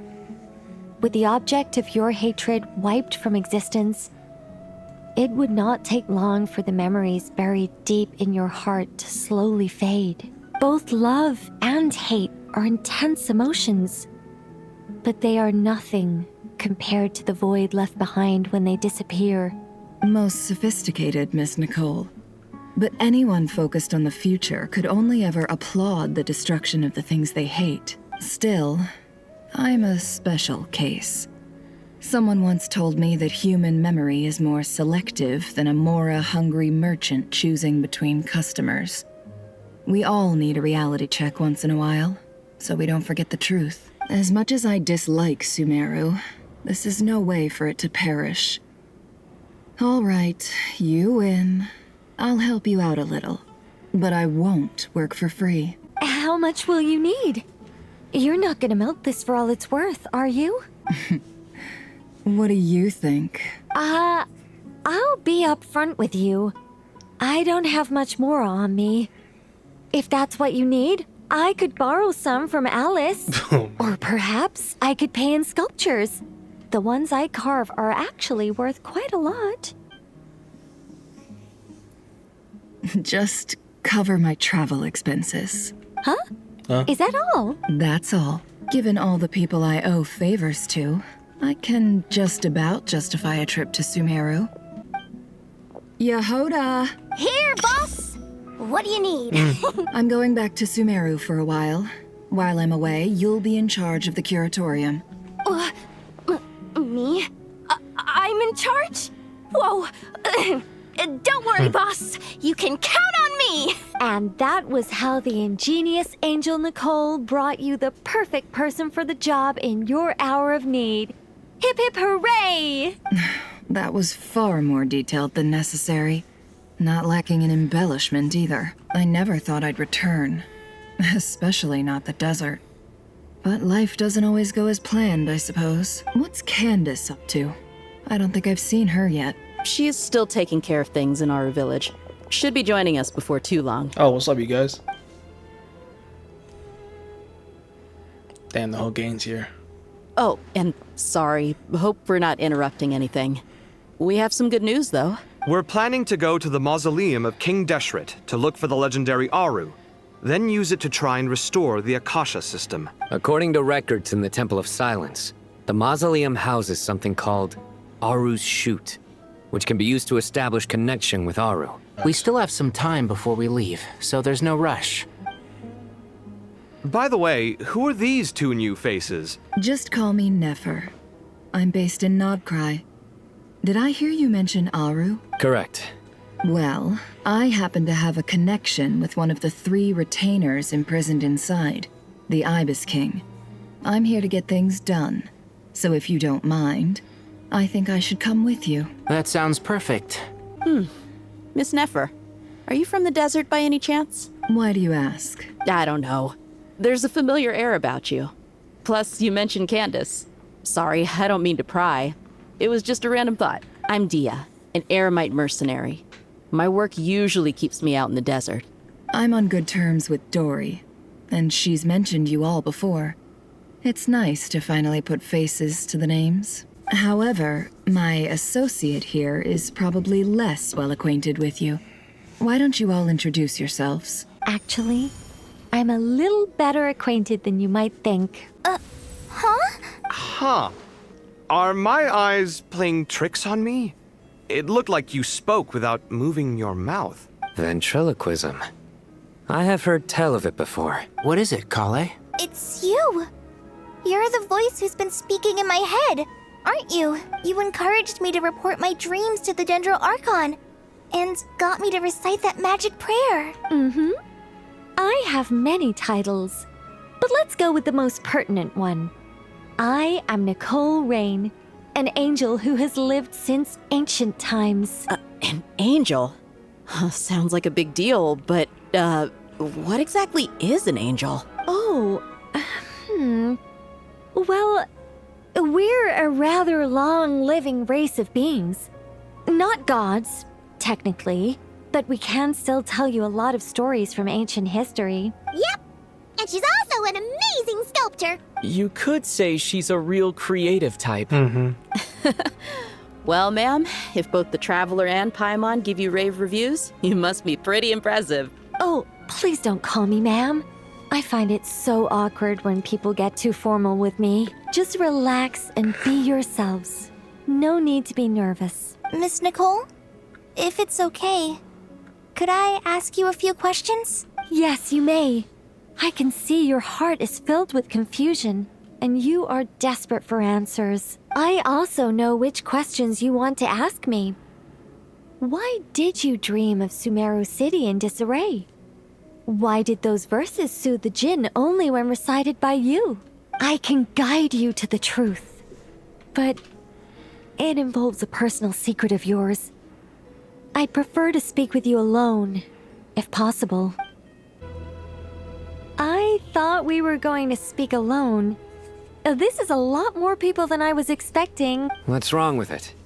Even the doctors at Dar al-Shifa allow patients to be accompanied by family members. Oh, so you're family now. Well, if Kale doesn't mind her secret being revealed, I have no problem with it.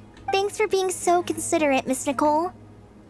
I don't know what secret you mean, but whatever it is, there's no need for me to hide it from my closest friends. Closest friends?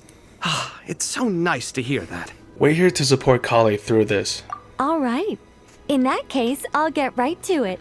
Kale, are you aware that there are god remains inside your body? What? Oh. I am.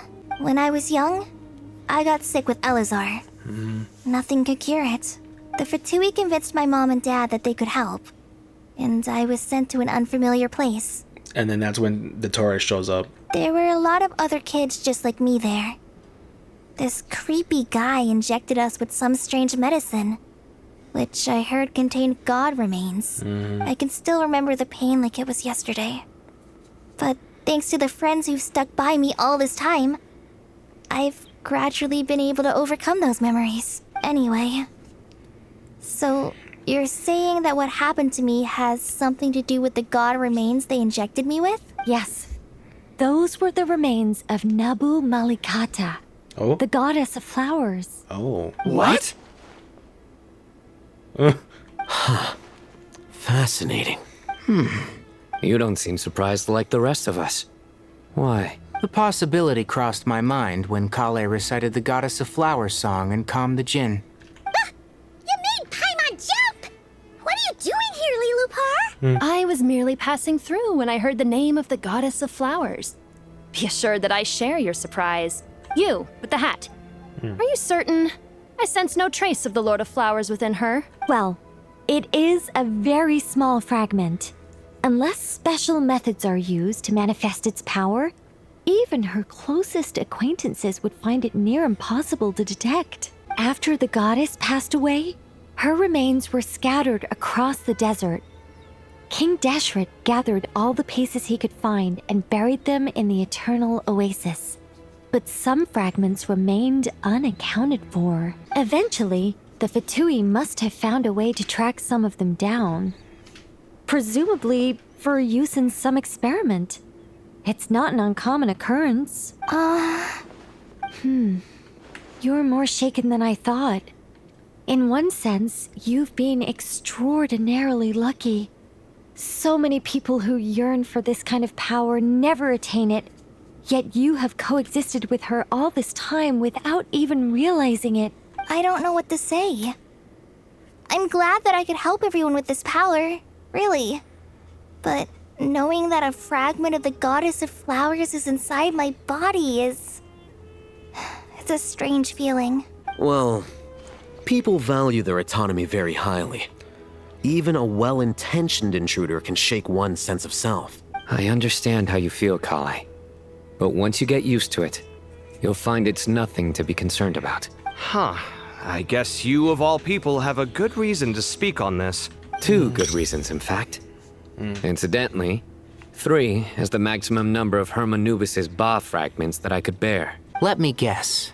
Because 2's company, but 3's a crowd? Thanks for helping to explain the joke, Tainari. Oh my god, dude. Not my intention.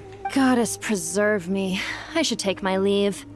This boy in his wolf's head hat speaks much too differently from the Hermanubis I remember. Kale, all I'm trying to say is, no matter how many Hermanubis fragments there are within me, you wouldn't think of me as Hermanubis. In the same way, you are simply you. Yeah, I know what you mean. So about that dream I had, was it a warning from the Goddess of Flowers? Yes.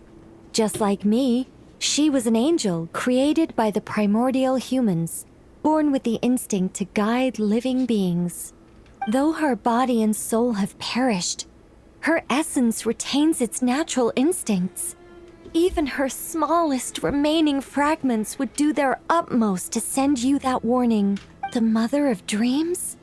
Lord of Flowers and Oases? She must have had a premonition. That is why she gave that dream to you. We won't let our efforts go to waste, but I still don't understand. Why me? Yes. Why indeed? You weren't the only one injected with God remains, but only in you have her fragments persisted. I suspect it may be because of the firm will you showed in the face of suffering. She was likely assimilated by that will. Of course, this doesn't mean you have to shoulder any extra responsibility. As this young man said, you are who you are, and that will not change. All right. Any further questions from the family members of the patient? If not, we should head to the mausoleum of King Deshret. Let's move out. Time to put our plan into action. We all hope it'll work. But will we really be able to open Aru? And even if all 7 pillars of King Deshret agree to let us proceed, the scale of the work to follow is daunting to say the least. Haven't you handled other big projects before? I mean, the biggest project I've worked on to date is probably the Palace of Alcazarzaray, I guess? Yeah. But this is orders of magnitude beyond that. It's a total nightmare. Look on the bright side. At least this time you're actually here when Sumeru needs you most. You won't have to come asking me for details after the fact. Mock me all you want. But now that I'm here, things will be resolved far more quickly and smoothly than last time. You sure about that? Kave's self-doubt disappeared in an instant. Like magic. And it's all thanks to his husband. Well, this confidence is most gladdening. Now, go and pack your things. We'll head to the mausoleum as soon as you're ready. Oh, Miss Nicole. I heard you're a very talented sculptor. Is that true? Oh, I don't know. I wouldn't want to blow my own trumpet. Honestly, even though Kasharawar is best known for its focus on mechanics, plenty of Kasharawar scholars are quite serious about sculpting as a hobby. So if they rate your work, that's enough for us. We just have to take a look. Who's we? Myself and a few other scholars. Kashif, Daneshvar, Come take a look. Oh, well, if you insist, I suppose there's no harm in showing you. Let's see what you do. Oh, just like that. Whoa. Where did that come from? Look at the level of detail. It's so lifelike. The squirrel descends from the heavens like a champion, and the earth trembles beneath its feet. What do you think? Striking, isn't it? Kaveh? Kaveh, come here for a sec. Oh, and Madame Faruzan, didn't you used to study in our darshan? Come take a look. All right, but hang on a moment. I have to finish reviewing this proposal first. You called? What is it, youngster? This squirrel statue. Isn't it cute? Oh, a squirrel. I wouldn't say cute per se. The realism is what stands out to me. Were you trying to carve a statue of a hero, young lady? Oh, a hero? I suppose so. Actually, I didn't really have a specific theme in mind. I just started working on it, and this is how it turned out. I see. Well, do you tend to read novels about heroes in your spare time? As a matter of fact, I do quite enjoy those. Everyone loves a good tale of daring do, right? Then perhaps this statue represents the heroic tale you long to see deep down inside. Also on the subject of heroism, I feel that if the subject posed with a finger raised towards the heavens, it would lend a greater gravitas to the overall image. I'm sure some would call it cliché or old-fashioned, but not me. I think it would be a perfect fit. It has a certain classical beauty about it. Kaveh! Sorry, Madame Faruzan, I'm a little busy right now. Don't wait up for me. What a pity. That young man has excellent aesthetic tastes. I was hoping to ask him for his opinion. What a genius idea! Why didn't I think of that? Classical beauty is a great direction to explore. That's it. Once I get back, I'm going to sculpt a heroic squirrel pointing its finger towards the sky. Precisely. A declaration of victory. You understand my vision. Then place the two statues face to face. Yes! That's exactly what I was thinking. It'll be a masterpiece. Oh my god. Miss... I'm sorry. I didn't catch your name. Oh my god. Ladies, come on. Just call me Nicole. Madame Faruzan? Was it? What? Oh, no. That wouldn't be right. Why ever not? Madam is a state of mind cultivated from within. Anyone may call me Madam if they so desire. My dear Miss Nicole, once we make it through these trying times, should we have the pleasure of meeting again, I shall look forward to seeing your new work. In this day of age, it's rare to find people with an appreciation for classical aesthetics.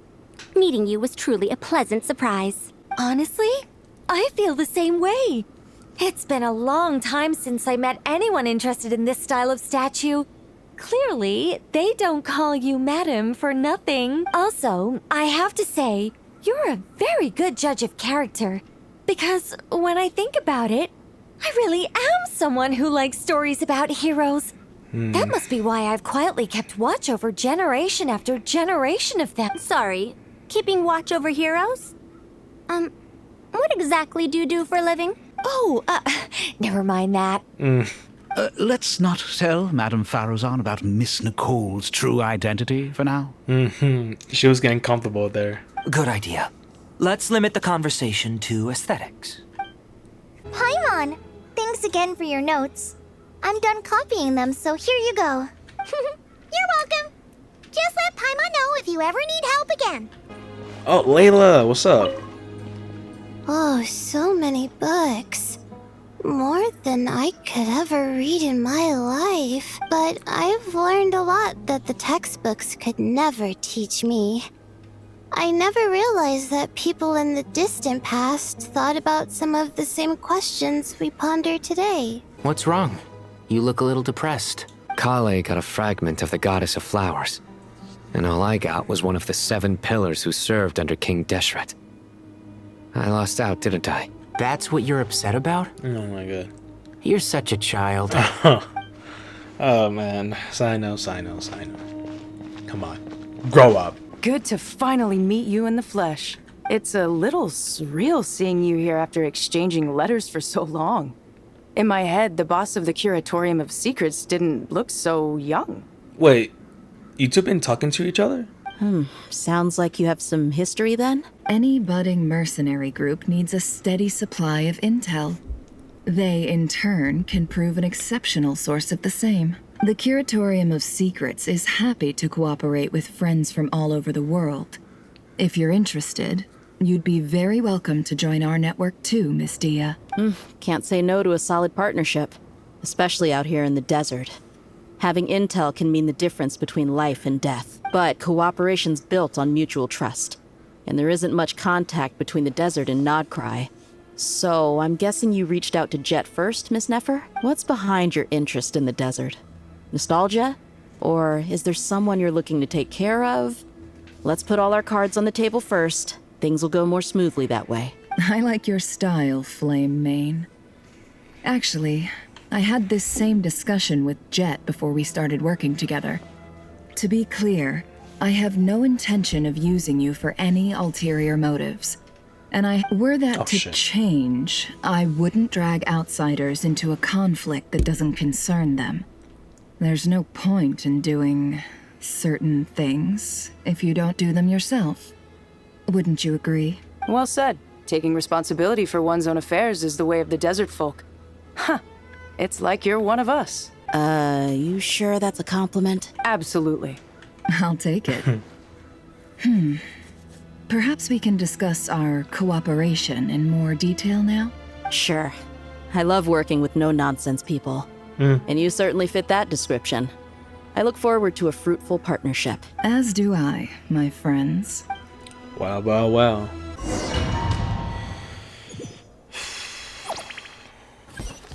Oh, here we go. I hope everyone's ready. We'll be arriving at our destination very shortly. Why, we've not seen so many visitors ever, really. What is this place now, a tourist attraction? Closer inspection reveals many familiar faces. To what do we dusty old fellows owe the honor? Surely you're not just here to chat. Oh yeah, wait, I forgot he could talk too. I forgot about that. You surmised correctly. We are here to carry out a rather enormous project.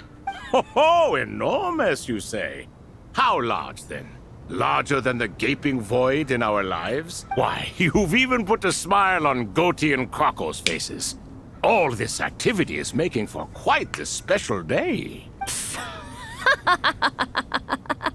I know that laugh. Lilipar? What on earth are you doing here? Oh, this is hilarious. Turns out good things really do come to those who wait. As long as you stay alive long enough. When did you three get locked up in here? And still you act all high and mighty, putting on a show for the younglings. Truly hysterical. Why, you? Yes, I know. No need to shout. You're right, Lilipar.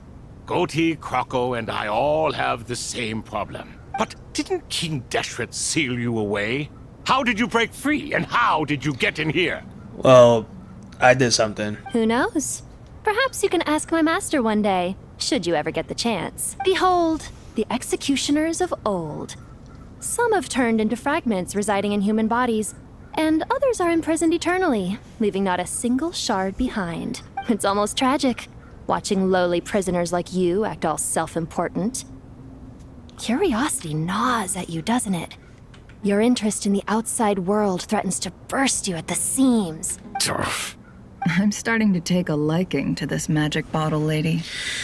Don't. She's a little racist. Time is of the essence. Let's get down to business. We come to you, O three ancient lords, to request your assistance on behalf of the Academia.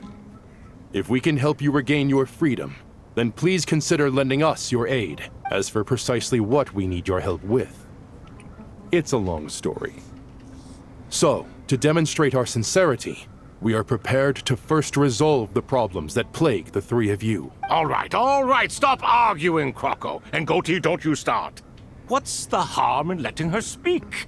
It's not worth getting so angry about. Forget about her. The three questions are the crucial thing here. But do you really have a way to answer them? You once answered the final question, Nefer, but the seal did not open. Unless, with the passage of time, you have found a new answer? You could say so. When you first asked me what determines truth and falsehood, my answer was a liar's soul. Liars are the best at seeing through the falsehoods of the world. But if you want them to tell you the truth, you have to reach their soul. I think that makes sense. I found it quite compelling myself, and I told Nefer so. Unfortunately, it brought us no closer to liberation. Well, that's simply because it was my answer, not the one King Deshret was looking for. Can you guess which answer Al-Ahmar wanted then? Time. And that's not only the answer to the final question. It's the answer to all three of them. All things wax and wane with the passage of time. Love and hate eventually fade into nothing. Current affairs are always fraught with conflict and controversy. Only time can distinguish between right and wrong. You once described King Deshret as a proud man. I'd say that the prouder someone is, the more inclined they are to believe that only time is qualified to be their judge. Time. Well. Indeed. Perhaps in building Aru, our king was in fact attempting to reverse time, to bring love and hate, right and wrong, the rise and fall of all things back to their point of origin.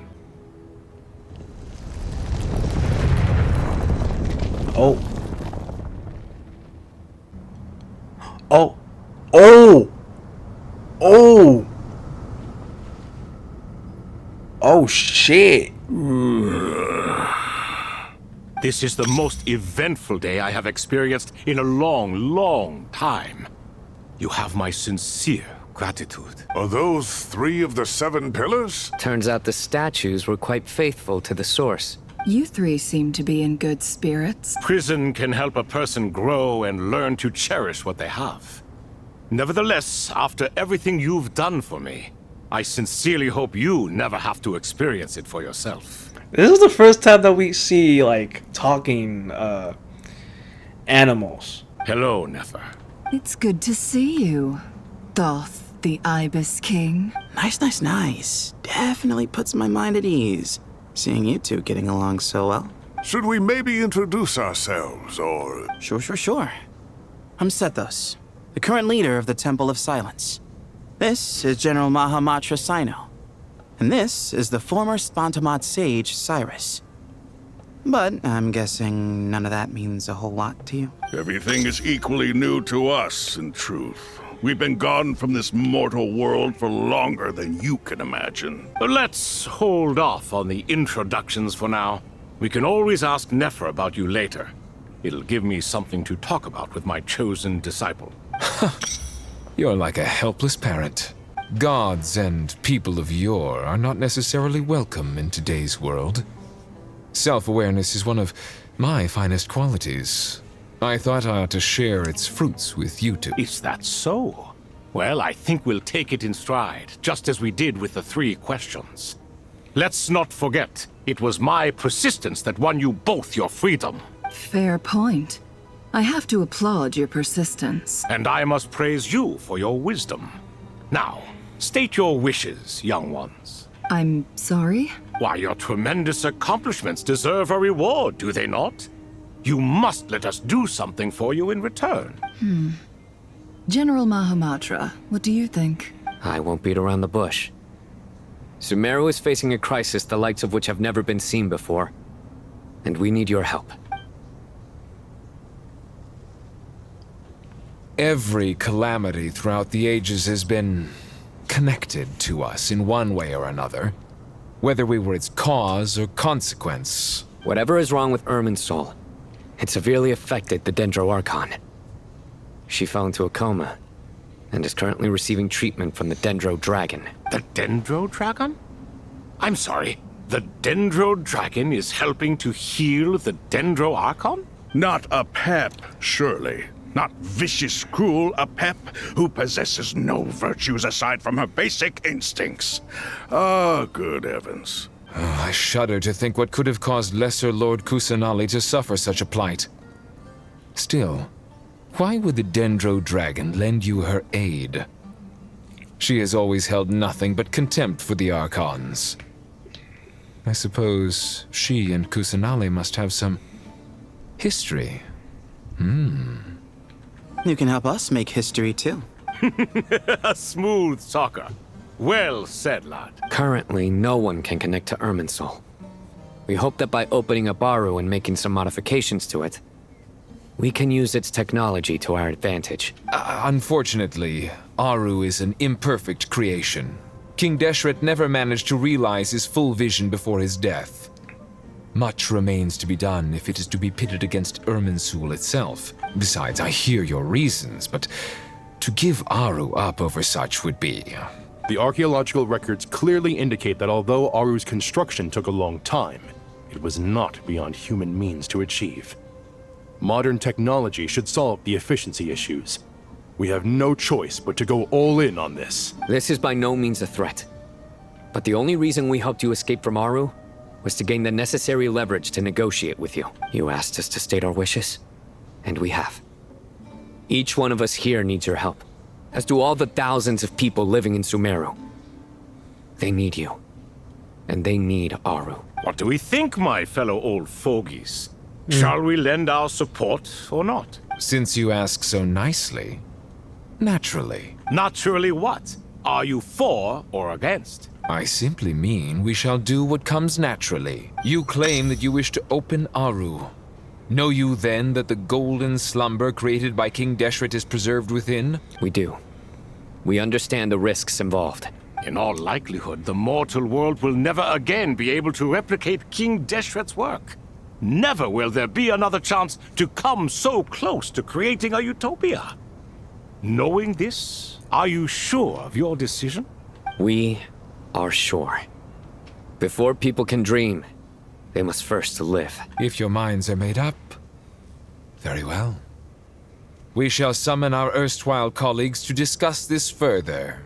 Saint Shezepank, Saint Bennu. Once you surrendered to silence and were buried with King Deshret. But now, we invoke the right to awaken you with our voices. Oh. I can feel this strange sensation.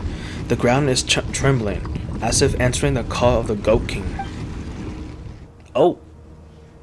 Saint Bennu, responding to your call. Oh. 3 kings detected.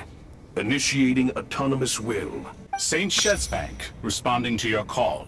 3 kings detected. Initiating autonomous will. Ah, Lord Herreshoff. What a long time it has been. I trust you are keeping well. Then your trust in my well-being has long outlived your physical body. You have always opened with that same phrase, in life, death, and now even beyond. Al-Akhmar is long gone.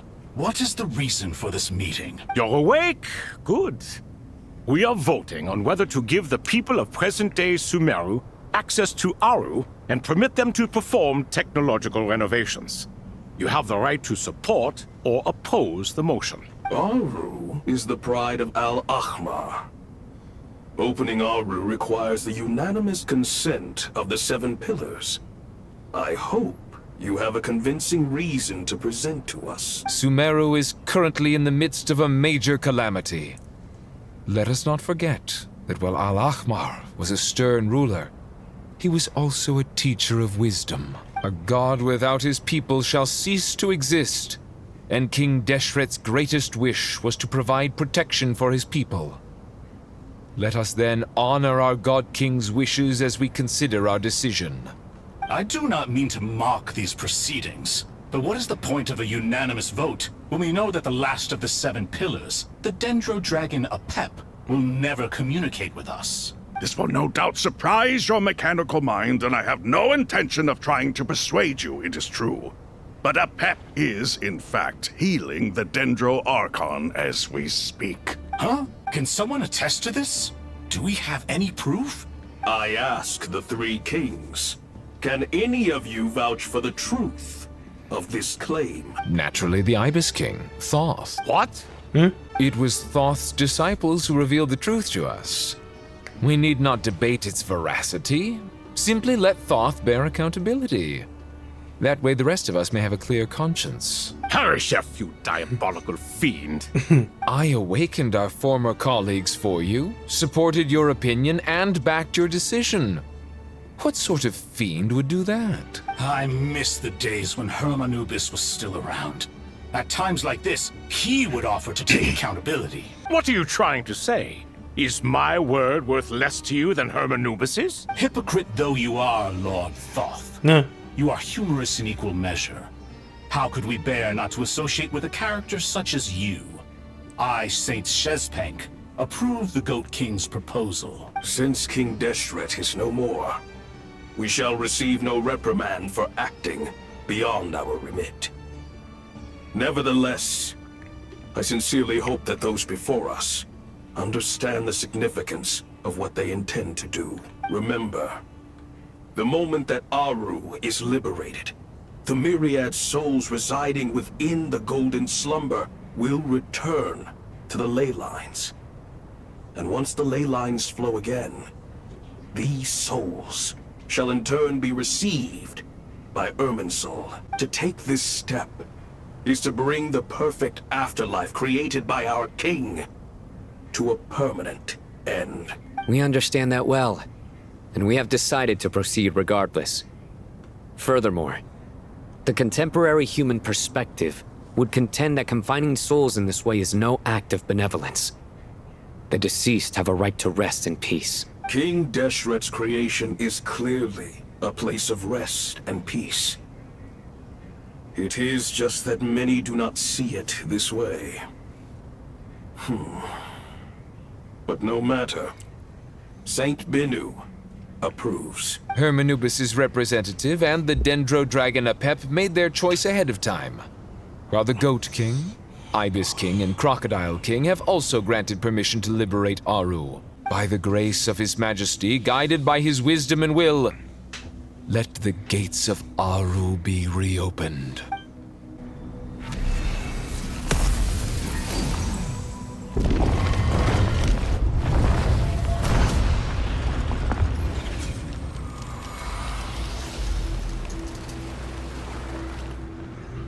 Oh. Hey! Look at that! What's this? Are we under attack? No. Wait, it's... These look like souls.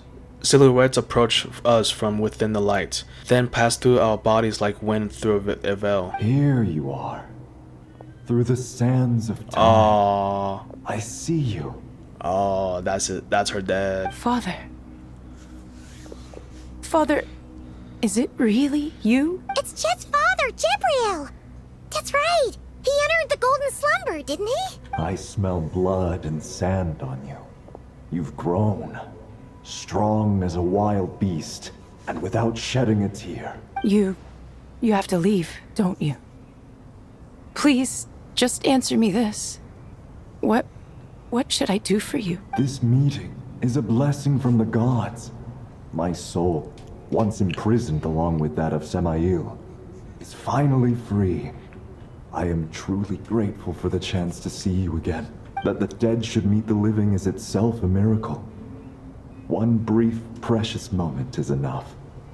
Enough to set my heart at ease. Do not weep for me, Jet. I know you will accomplish many great things in your life. You will go further and climb higher than I ever did. All I ask is that you take good care of yourself.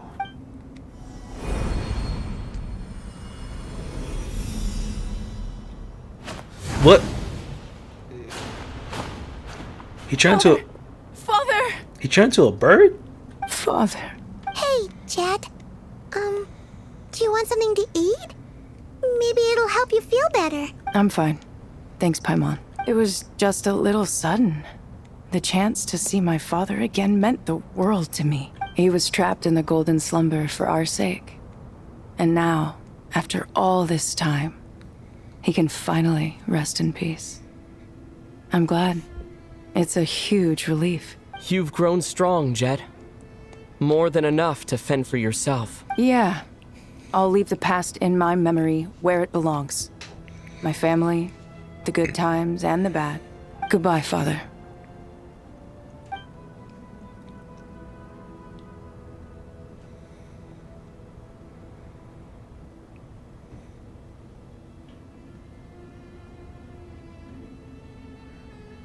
Ah, me, what a touching reunion that was.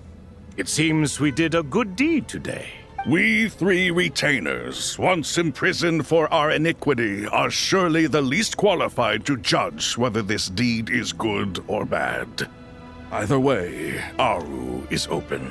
Now you have your opportunity, and with it, whatever trouble may ensue.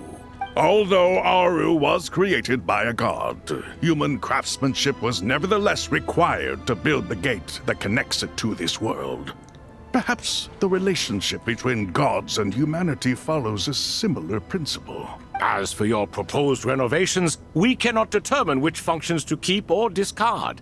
Proceed as you see fit, but please entrust the task to your most accomplished scholars, or Bennu will be most displeased. It matters not.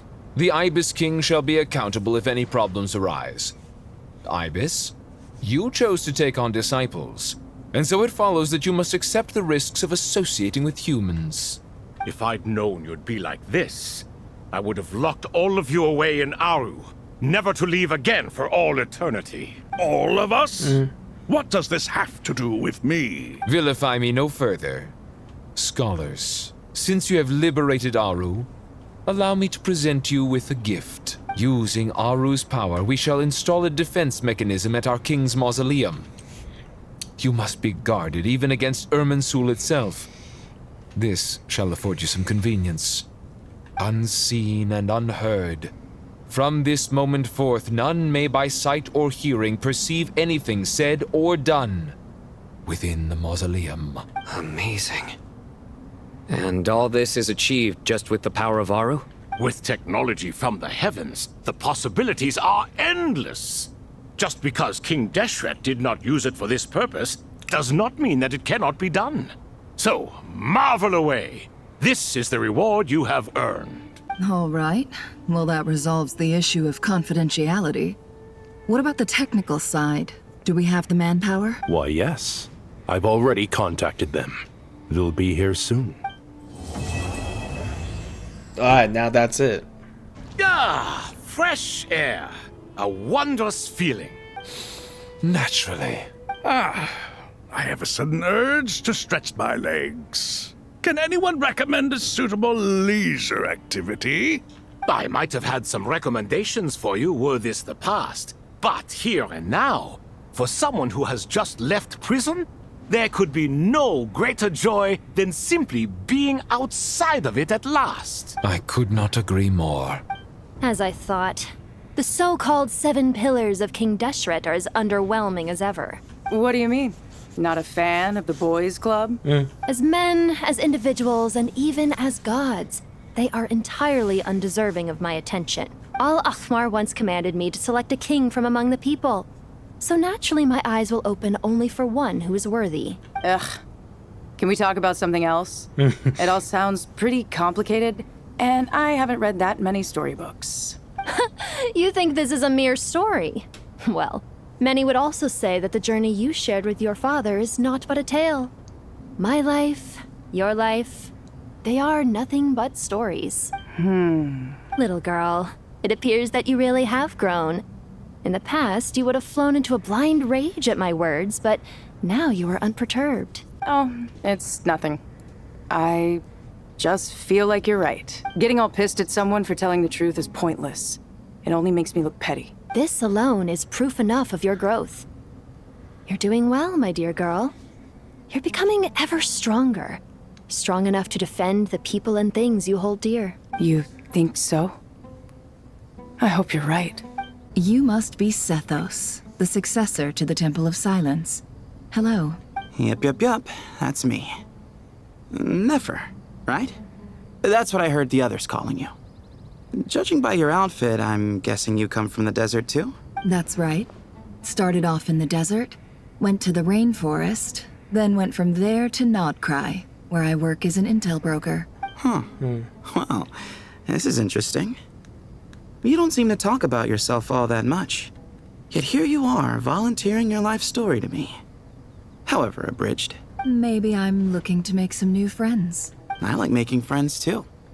I'm easier to talk to than Sino and a little more streetwise than Tainari. Which is why you came over this way, giving me the chance to strike up a conversation with you. Was I that obvious? I think you did fine. You were mindful of my attitude and hoped to lure me in through sentiment. Lure you in isn't exactly how I'd put it. I see it more as an invitation. An invitation to what? To put down your luggage. Lay down your burdens. To return to your homeland. And be truly welcome in the place you once felt so estranged from. You're a more interesting heir to Bamun than I was expecting. Since you're familiar with my grandfather, I'll assume you're aware of our situation. I'd like to make friends with you. And I think you'd be a great asset to us. Not to mention the power you and I both hold. Originally belonged to the same organization. Aha. There we go. Now we're getting somewhere. Do you hear that? Sounds like your teacher is scolding mine. Huh. Classic. Did you see her? She's a former Vahumana student who dropped out of the academia and went to Nodcry to work as an intel broker. There's more to her than meets the eye. Yeah, because people around here were being a little bit racist. How can you tell? Do the Matra have information on her? Some, but nothing telling. I'm basing it on the fact that she seems to be an expert liar. She can fool many with her words. A sixth sense for liars after investigating so many of them, I take? Yep. What about you? What do you make of her? A little earlier, in the corner, I noticed she gave some supplies to Jet and had her deliver them to the main group. She's meticulous and highly observant. Besides, what was it you said? Making it to the top is no easy feat in any profession. Anyone who's at the top of their game has to have some sort of edge over others. It's true, but she's not the only one at the top of her game. I also am, and so are you. Sure, but what's to guarantee she won't overhear us talking about it? Don't worry, I have my methods. Sethos is distracting her. Ah, I see.